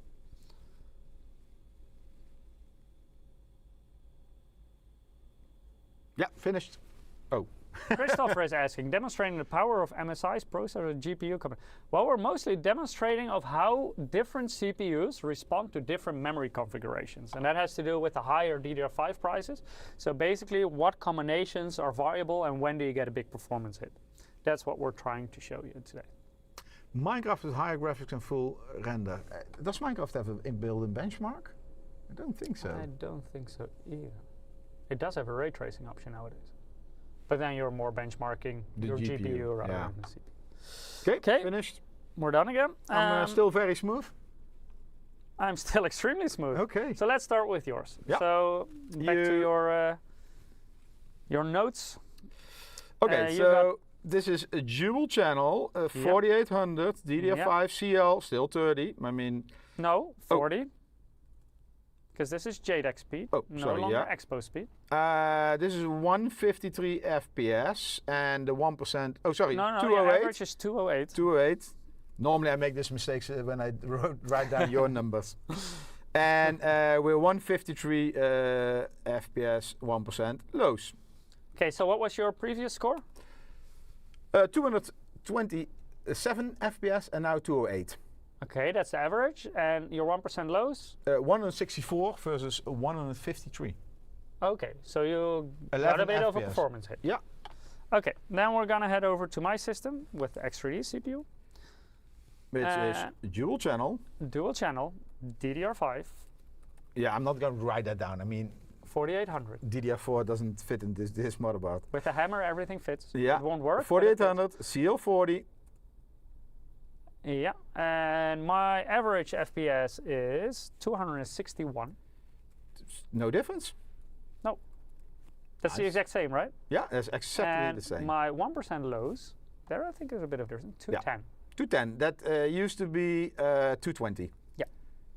So on average, I didn't get the performance hit, and I got a slight hit in my 1% lows. Yeah. But yeah, your performance hit was a bit more significant also in your average FPS. Okay. Well, you can switch this off again. And then we're gonna swap some memory. Not first go to single memory? Of dual single No, channel? first we're gonna stick to the same capacity. So we're gonna stick to 32 gigabytes. And then we will need a bigger module, of course, because we're gonna run it in single channel. Okay. So you get one. Ooh. And I got one. How much is this? 32 gigs. Should I run away and buy a car? No. Now you can take out your memory modules. Ooh, that's two. I better keep them. Okay, where to put this? I mean, normally in MSI it's like A, B. You go to the, you always skip the first slot. Yeah. Then you fill the second, and Yeah. usually you would also fill the fourth, but now you stick it in the second one. And I will stick it in the first one because I have a 1 DIMM per channel configuration. Now, please double check. It's correct, right? Yeah, I'm surprised, but it's correct. Okay, now you can boot up your system. Can you again. switch it on? Yep. Easier for you. So, this is going to be single channel. What clock speed are we going to run? Still 4800, Okay. 4800 CL. still CL40. CL40. Yeah. So the only difference that we have now is we're moving from dual channel 32 single, gigabytes to single channel. So no capacity change, but only single channel now. Beantown review saying yes, run away. Buy me a car.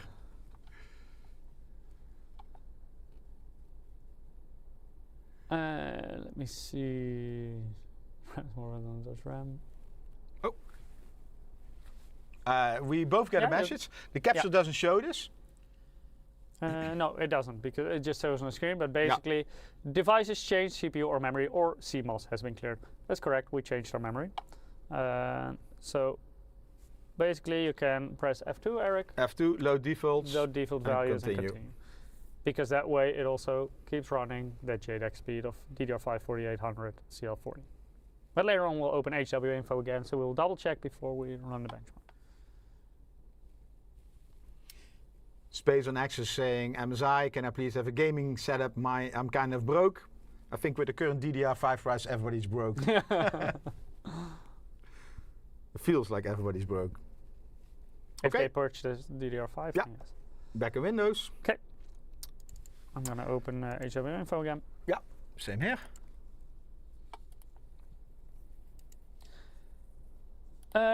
So here's the change now. We're still on 32 gigabytes. We're still running DDR5 4800, double data rate, so this times 2. But here's the difference now. We're now running single channel and still cache latency 40. Yeah, Then we also go to Eric's system. Same for me, 32 gig, 4800, single channel. That's the difference. So, And, let's start my rivals again. should we do a giveaway? Yeah, that's a I'm gonna good do a idea. giveaway. You've got everything open. And Well, first I'm going to launch this. now we'll quickly switch to this. So in case you haven't participated yet, go to msi.com/2/insider if it works, and otherwise follow the direct link that our bot puts in the Twitch and YouTube chat every 5 minutes. And we're giving away several Steam wallet codes today, but if you sign up for this giveaway, you also have a chance to win that new AMD Ryzen 7 9850 X3D CPU. Without memory. Without memory. Without memory. Well, it has some cache memory on there, quite a bit. And that drawing will be on the 4th of March in our next live stream, but you can already sign up for it today, so make sure to do so. So, nobody already won today. Quite a funny name. Yeah. I was confused by what you said. Nobody already had one, but yeah. Nobody was a first winner. So the second winner is Bartonnen. Bartonnen, congrats. Congratulations, you also won a Steam wallet code. B Kelly is asking, B Kelly01 is asking, is that Kingston memory? The one Eric has in front of him, yes. This one? Yeah, but let me quickly show you. This is Kingston memory, so that's what Eric was running before when we were running the dual channel configuration. You had... Yeah, I was running G-Skill. So both of these are high frequency dual channel kits.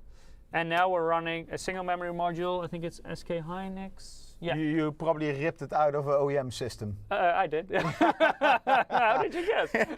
It was very difficult to find old DDR5 4800 memory. Yeah, because... And then I saw you checking all old systems Old we systems, still had. yeah. Because the more modern kits tend to be higher frequency. Yeah. But yeah, I needed to find a lower frequency one. Of course, you can always set it, but I did need a 32 gigabyte. Okay, so I'm back. I still need to click through a few things. Let me already go to yours. Yeah. There we go. So, full screen, 1080p, same settings, nothing changed. Only now is single channel memory. Yeah. 3, 2, 1. Oh, cheater! I was like watching you. I was like, maybe I click already, and they 3, 2, 1. Gotcha.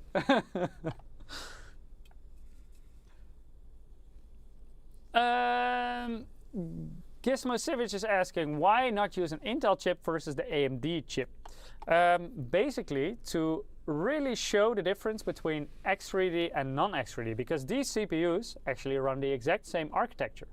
The only difference is the 3D. Yeah, of course, this one has more cores, but it's still the same architecture. Same memory controller as well. Intel has a whole different architecture. But later, when we show the, we have we do have a comparison also with Intel. Yeah. And that's not going to be pretty. Also not for your CPU. Oh. But that's a bit of a spoiler alert. But yeah, we also see it in these benchmarks already a little bit.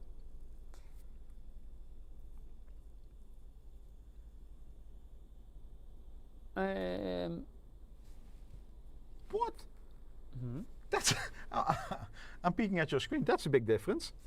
Yeah, because That's we're amazing. downgrading our memory every time. We already lowered the frequency, higher the cache latency, and now we're also moving from single to dual channel. No, but I mean, Or from dual to single channel, sorry, the other way around. it's like running on integrated graphics, this one. No, you're still running a 5080. No integrated graphics being used at the moment. Wow. Okay. I'm curious what your average is. Whoa. Yours is still very smooth. Yeah, okay. So we're still very smooth over Okay, here. let's go back to your notes. Yeah. So our current configuration, 4800. Single channel, CL40. CL40, single channel. 178 FPS with... Average. Average, indeed. With 128 FPS, 1% lows. Okay. And then let's head over to my system. Hey, Eric.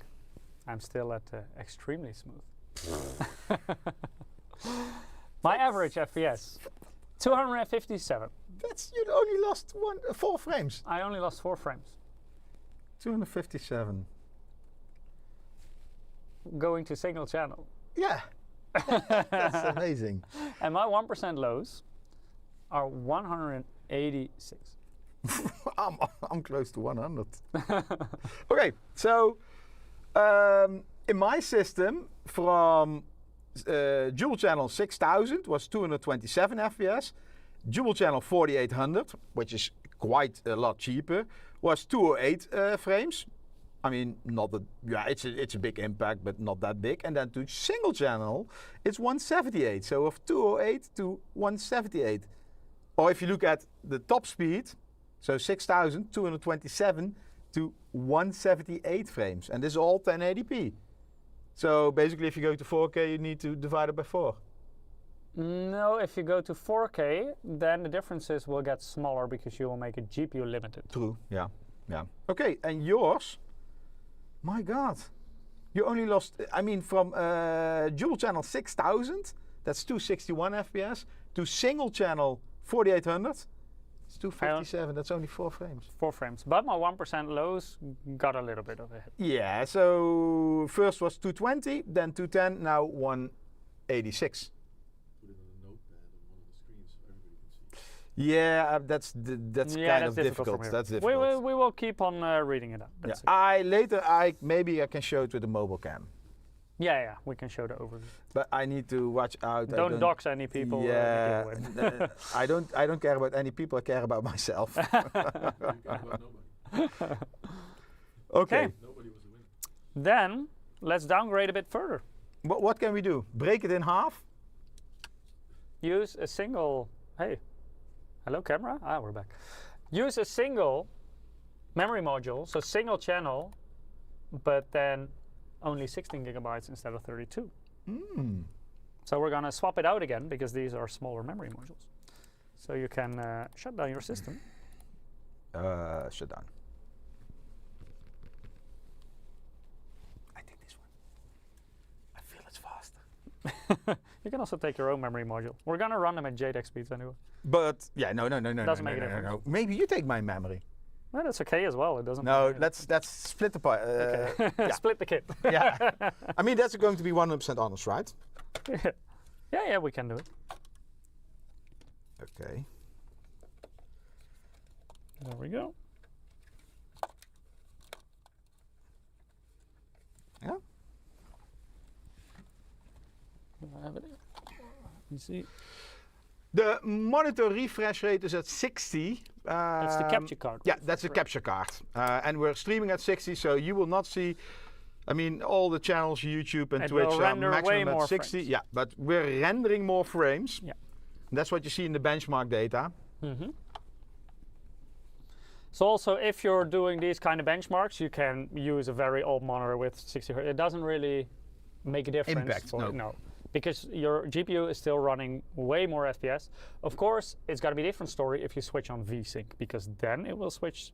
It kind of syncs your FPS to that 60 Hz of your monitor. So make sure to have VSync off, and then it doesn't. Which CPU did I have, Mike? You have the 9950X. 9950X, and you have 9850X3D. 9850 X3D.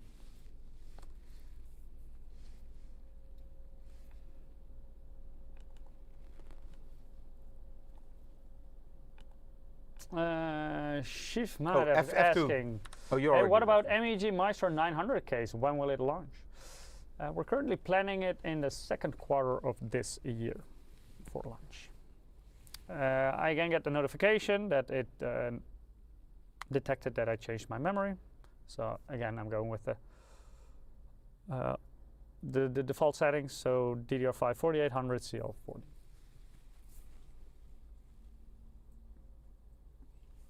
Okay. Let me already switch to yours. So maybe you can open up HW info. Sorry. So we can double check everything. We can check if you're not cheating. If you didn't secretly switch on Expo. No, I didn't. So this is not 32 gig, but 16 gig, 4800 single channel, CL40. Correct. And I'm also gonna boot up HW info. So I'm going to add this in. So this is 32 gig. I'm running the other memory stick from the same memory kit. So the other 16 gigabytes, also DDR5 4800, single channel, CL40. Okay, then let's start Marvel Rivals again.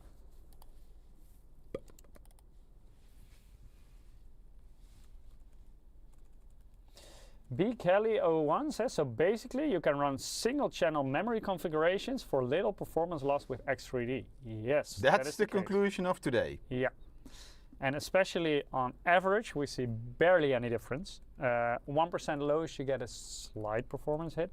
But on a non-X3D, you will see a bigger performance hit, also 1% lows, but also a big performance hit on the average frame rate.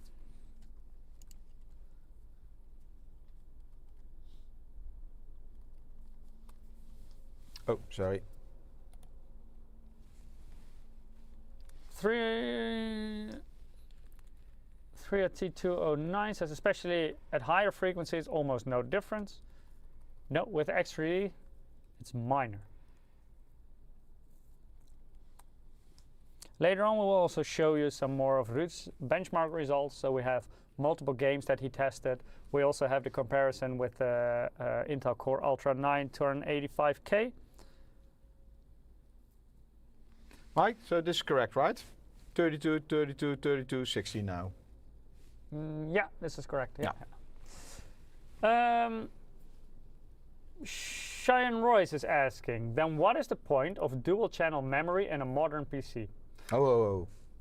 Modern is difficult because a 285K is a modern CPU, a 9950X is still a modern CPU, and they do get a performance hit of that single channel memory. Settings. It's specifically the X3D that barely sees a performance hit. Yes. And Later, when we show you the results versus Intel, you will see that. so basically the X3D CPUs, because of that bigger 3D V-cache, is just less sensitive to whatever you throw at it in terms of memory, because it makes up for a lot of it with that bigger cache in the CPU. Okay, we're going to settings again, everything's still the same. Yeah, for me the same. Now you can do the countdown. 1, 2, 3. Oh, sorry. 3, Minus, yeah. 2, 1. You click. You're already in the benchmark. Oh.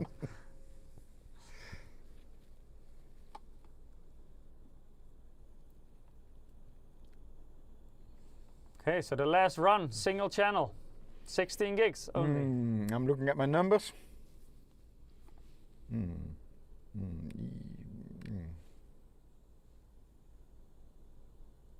It's difficult to say what the average will be, right?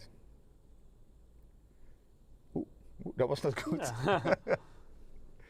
But I can already tell that your average will be a lot lower than mine.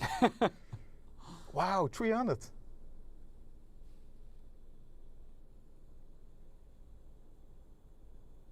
Yeah, so in the first benchmark we ran, the gaps were not that big yet, but it is increasing with every single downgrade. Mm-hmm.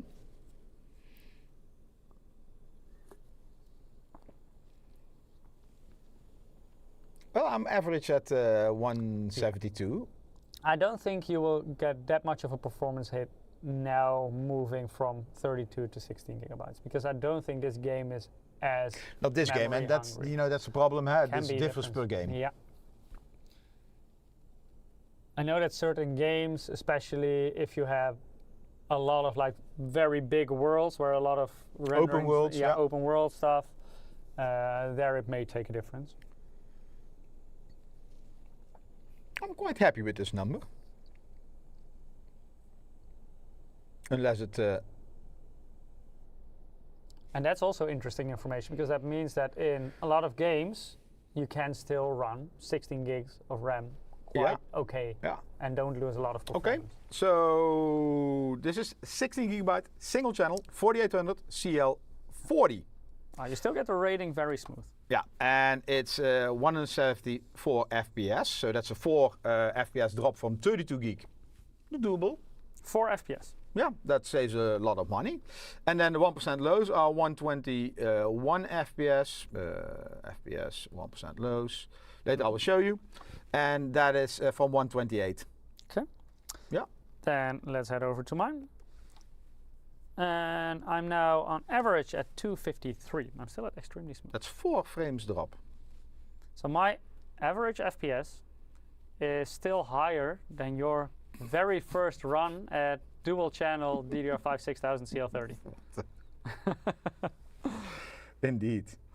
And my 1% lows are now at 180. And your very first run with the most optimal memory configuration was 164. So my 1% lows are also still quite a bit higher. Mm-hmm.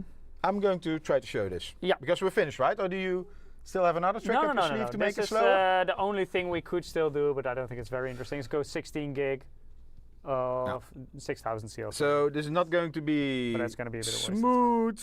Okay, I'm gonna. Because, yeah, we didn't prepare for this, so like this. You even wrote GG. Good game. Where did I? On top, your first one. Oh, yeah, sorry. Typo. Anyway, Yeah, that's okay. if that's the only typo, I also cheated a little bit in the Yeah. numbers. So, No. as you can see, on Eric's CPU, we go down from 227 average all the way to 174. On my CPU, the X3D one, we go only from 160 or 261 to 257. So barely any decrease. That's the X3D CPU. Yeah. However, the 1% lows do get a slight hit. Yeah, so 164 on Eric's down to 121. But there I also see some difference on my CPU. So 220 maximum and 180 minimum. But still, the 1% lows are even in the worst possible configuration for me, my 1% lows are still better than in the best possible configuration for you. So X3D definitely can make a big difference in certain games. Okay, then let's head over to some more benchmarking results that Ruud produced for us. It gives you to think, right? If you're going to buy a new CPU and memory is very expensive, you know, if you really check what kind of games you're playing or what kind of impact certain elements have, because some games will be impacted by like 32 gigs, 16 gig, some by more by dual channel, single channel, more by clock frequency. Yeah. But I think what's also extremely interesting, because now the gap in terms of price between the different memory kits has also widened with the prices going up. So now the difference between a cheap kit like 4800 CL40 or a more expensive kit like 6000 CL30 can be as big as the gap between an X3D CPU or a similar one without. Maybe you start earning money back. Almost. So now it also becomes a very viable option to go to spend the extra money on the X3D part and go with the cheaper memory kit. Indeed. Let's have a look at Ruud's testing results. So this is also Marvel Rivals. The testing was still conducted with the 9800 X3D, so not the 9850 X3D yet, because he already tested from a couple of weeks ago. And the graphics card he's using here is also the 5090 still, but we only had one here available, so that's why we're now live demoing with two 5080s. Here you can also see that the average FPS barely makes a difference on the X3D. But the 1% lows, and I think this is extra interesting. So the 1% lows is the gray bar. Yeah, the gray bar between without number.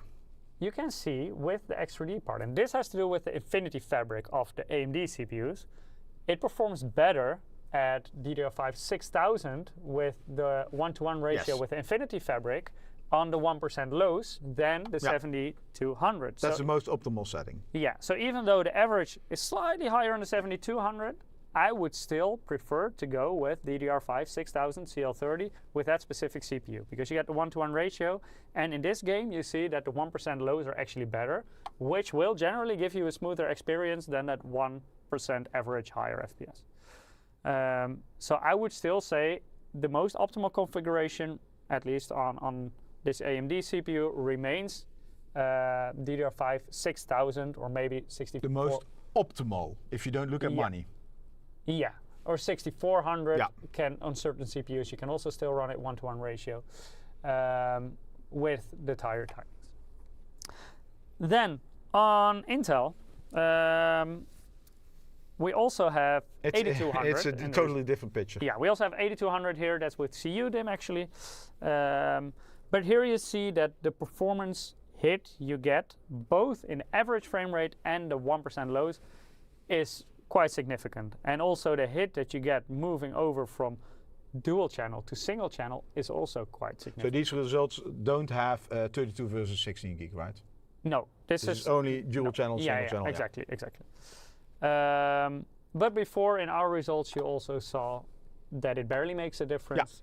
But also but that also depends on the game if 16 is efficient or not for your specific configuration. But yeah, this is something to keep in mind, because earlier we had the comment, so for modern CPUs it doesn't really matter if you run single channel or dual channel. That is not necessarily the case, because with the 285K, but also the 9950X, it does make a difference. It's specifically with that X3D part that it barely makes a difference. So also when we look at the 9950X, we also see when we move over to lower frequencies, to higher timings, but also from dual channel to single channel, you will get a performance hit each time, both in the 1% lows, but also in the average frame rate. So this is also Marvel Rivals, the one we tested with, but Ruud has done some more testing. And one of them is Rainbow Six Siege. And here we see kind of a similar story. So here it looks like we're basically maxing out either the GPU or the engine with the X3D, but we don't really get anything higher than the 591 on average that we see here. Here we see that the 1% lows are also extremely close. So the 1% low hit that we saw in Marvel Rivals on the X3D part is not visible in every game. So Marvel Rivals is an Unreal Engine 5 game, and there we do see a bit of a decrease in the 1% lows if we downgrade our memory. In other games, that's barely visible actually. And Rainbow Six Siege is one of them. Michiel, I just posted both on TikTok and both on Instagram the link for the AMD CPU giveaway. Make sure to participate. Then, looking at Intel, we see a similar story. When you downgrade the memory, you do get a bit of a performance hit. And the performance hit is especially visible when moving over from 6000 to 4800. Even more so than with single channel, because here the difference between 6000 dual channel and 6000 single channel is actually quite small. But the hit moving to 4800 from 6000 is quite big. And also the 1% lows also get a bit of a hit. For question from W. Randy B.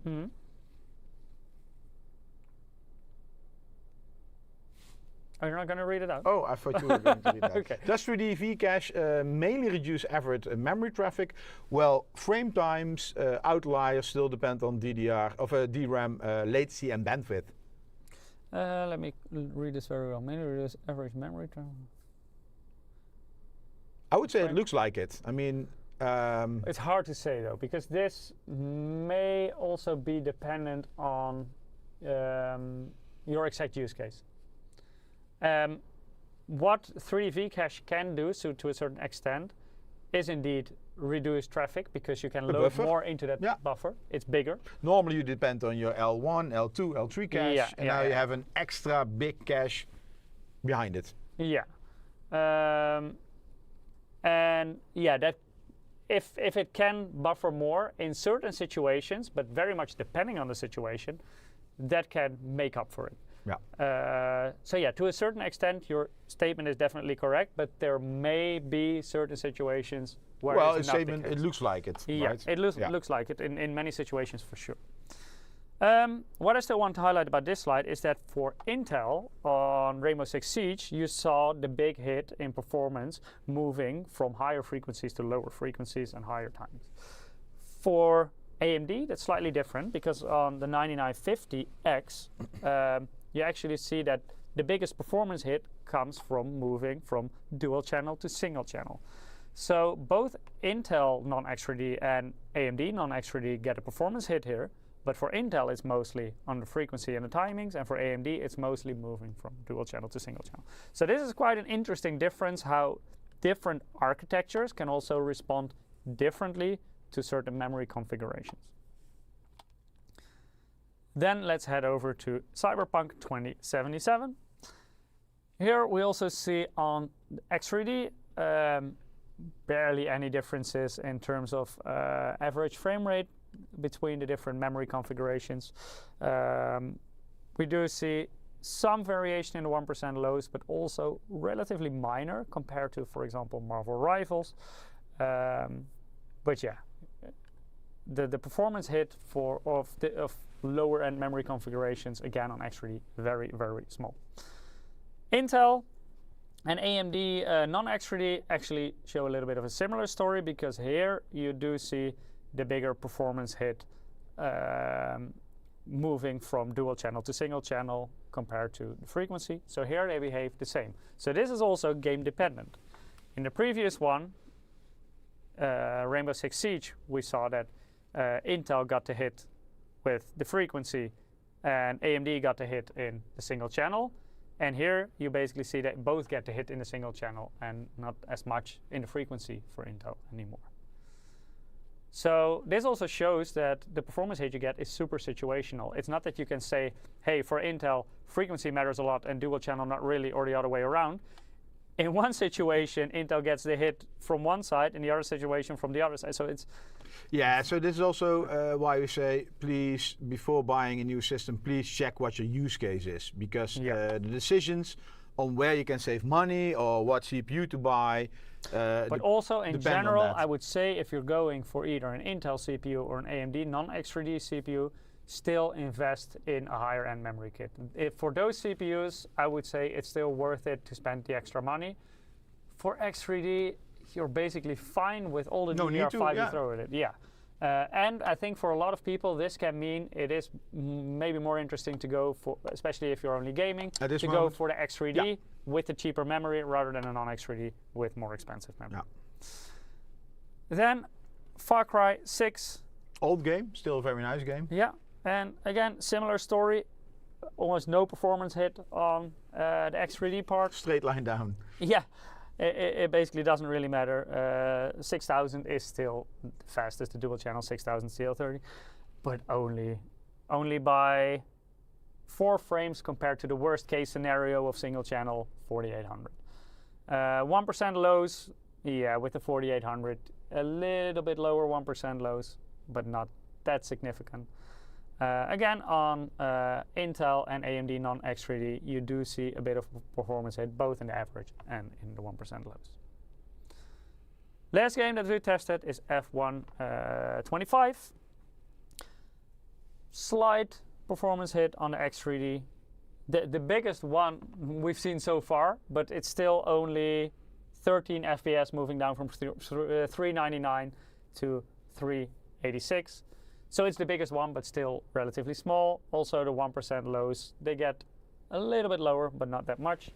And again, a bigger performance hit. But in this game, the performance hit is for the non-X3D AMD.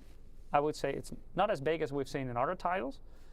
And Intel, it's a little bit bigger, but also not as big as we've seen in other titles. So that's actually quite interesting. So Tom is asking me each week, smile. yeah, I'm trying to read the chat. So I'm he does this with his serious face. Yes. The resting bitch face of Eric. No. I see several people ask for the giveaway link. I will later post in the chat again, but on YouTube and Twitch, you can find it. It's the Gleam link, which is posted each 5 minutes. When can RAM module will hit the market? Well, that depends on several situations because there need to be motherboard for it. There need to be, like what you're requesting, the module for it. We do have prototype. We have also done a live stream about this. Yeah, was quite interesting. I mean, it's looks like a promising technology. Yeah. The only problem now is with the memory pricing and everything going to AI, I think this will take longer. Yeah, because also memory vendors are shifting focus. Yeah. So away from this development. Yeah, so this kind of innovation will take time to come on the market. But we will check with our engineers because it's a good question. What the status of that is. Okay. Resting human face. That was it for the testing results. So I think, at least I hope, this gives a bit of a better view of what different memory configurations mean for different CPUs. Also for people who are considering to buy to build a new PC soon, I hope this also helps a bit with certain purchase decisions. A better bang for a buck, save money. Yeah, and also if you were not sure whether to go for X3D or not, check out if you can maybe save that money on your RAM kit and it may be worth it. Maybe you can buy 2 X3D CPUs from what you say. Yeah, maybe, yeah. Yeah. But yeah, I hope it was useful. I hope it gave you some insight and hopefully we also helped some people with their purchasing decisions. Before we're going to close it off for today, I want to repeat the special giveaway. Again, thanks to AMD and Martijn for providing this CPU for this giveaway. Because we're giving away an AMD Ryzen 7 9850 X3D CPU. You can already sign up for the giveaway right now and we will draw our winner in the next stream on the 4th of March. So you can participate with the Gleam link in YouTube and Twitch. What I'm going to do, I'm also going to post a link in the other platforms where we stream live. I just did a lucky draw for another Steam wallet code, which is the Slayer. This person congratulations, the Slayer. You also won a Steam wallet code. So I'm going to find this link. Let me see. Preview, copy. So because a lot of people on TikTok and Instagram are asking for it. Oh, we're live on TikTok. We should say 6, 7. You don't know that, right? You don't. I've heard about it, but I still don't know what it means. Okay. So what does it mean? I don't know. You also don't know. My kids are walking the whole day around like it. It's actually already old. Yeah, already a new hype. Oh, Skibbity Toilet, Sigma. I don't know. It's. What does that mean? I don't have kids. I only have a cat, and my cat never Google says it. stuff Google like that. Okay, so I posted a link on TikTok and Instagram. On YouTube and Twitch, you can find the Gleam link. What's up for in 2 weeks' time, our next live stream? We're going to talk about one of our new graphics cards, the RTX 5090 Lightning. Wow. So today we've shown you the B850 M-Power, and M-Power is a bit of a legacy product. Yeah. Of course, this is in a modern Overclocking version. product? Yeah. But it has the legacy look and feel. But we also, of course, in the past we used to have our Lightning model graphics card. And our latest model is the 5090, so definitely check that out. Yeah. And So Lightning is perfect for this CPU. Well, yours for CPU. mine. Yeah. Yeah, that's basically as fast as you can Yeah. go for a gaming PC. Ultimate gaming system.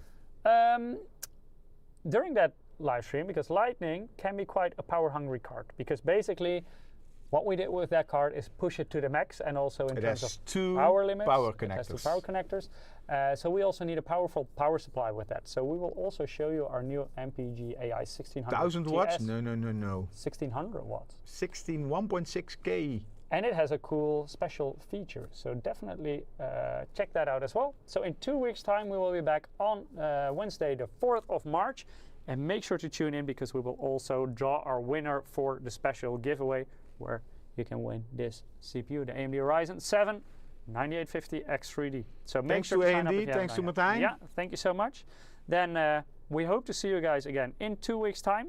Thank you so much for watching today, and have a good morning, afternoon, evening, night, wherever you are. Thank Goodbye. you. Bye-bye. You need to push the button? I did. Bye, everyone. Bye-bye.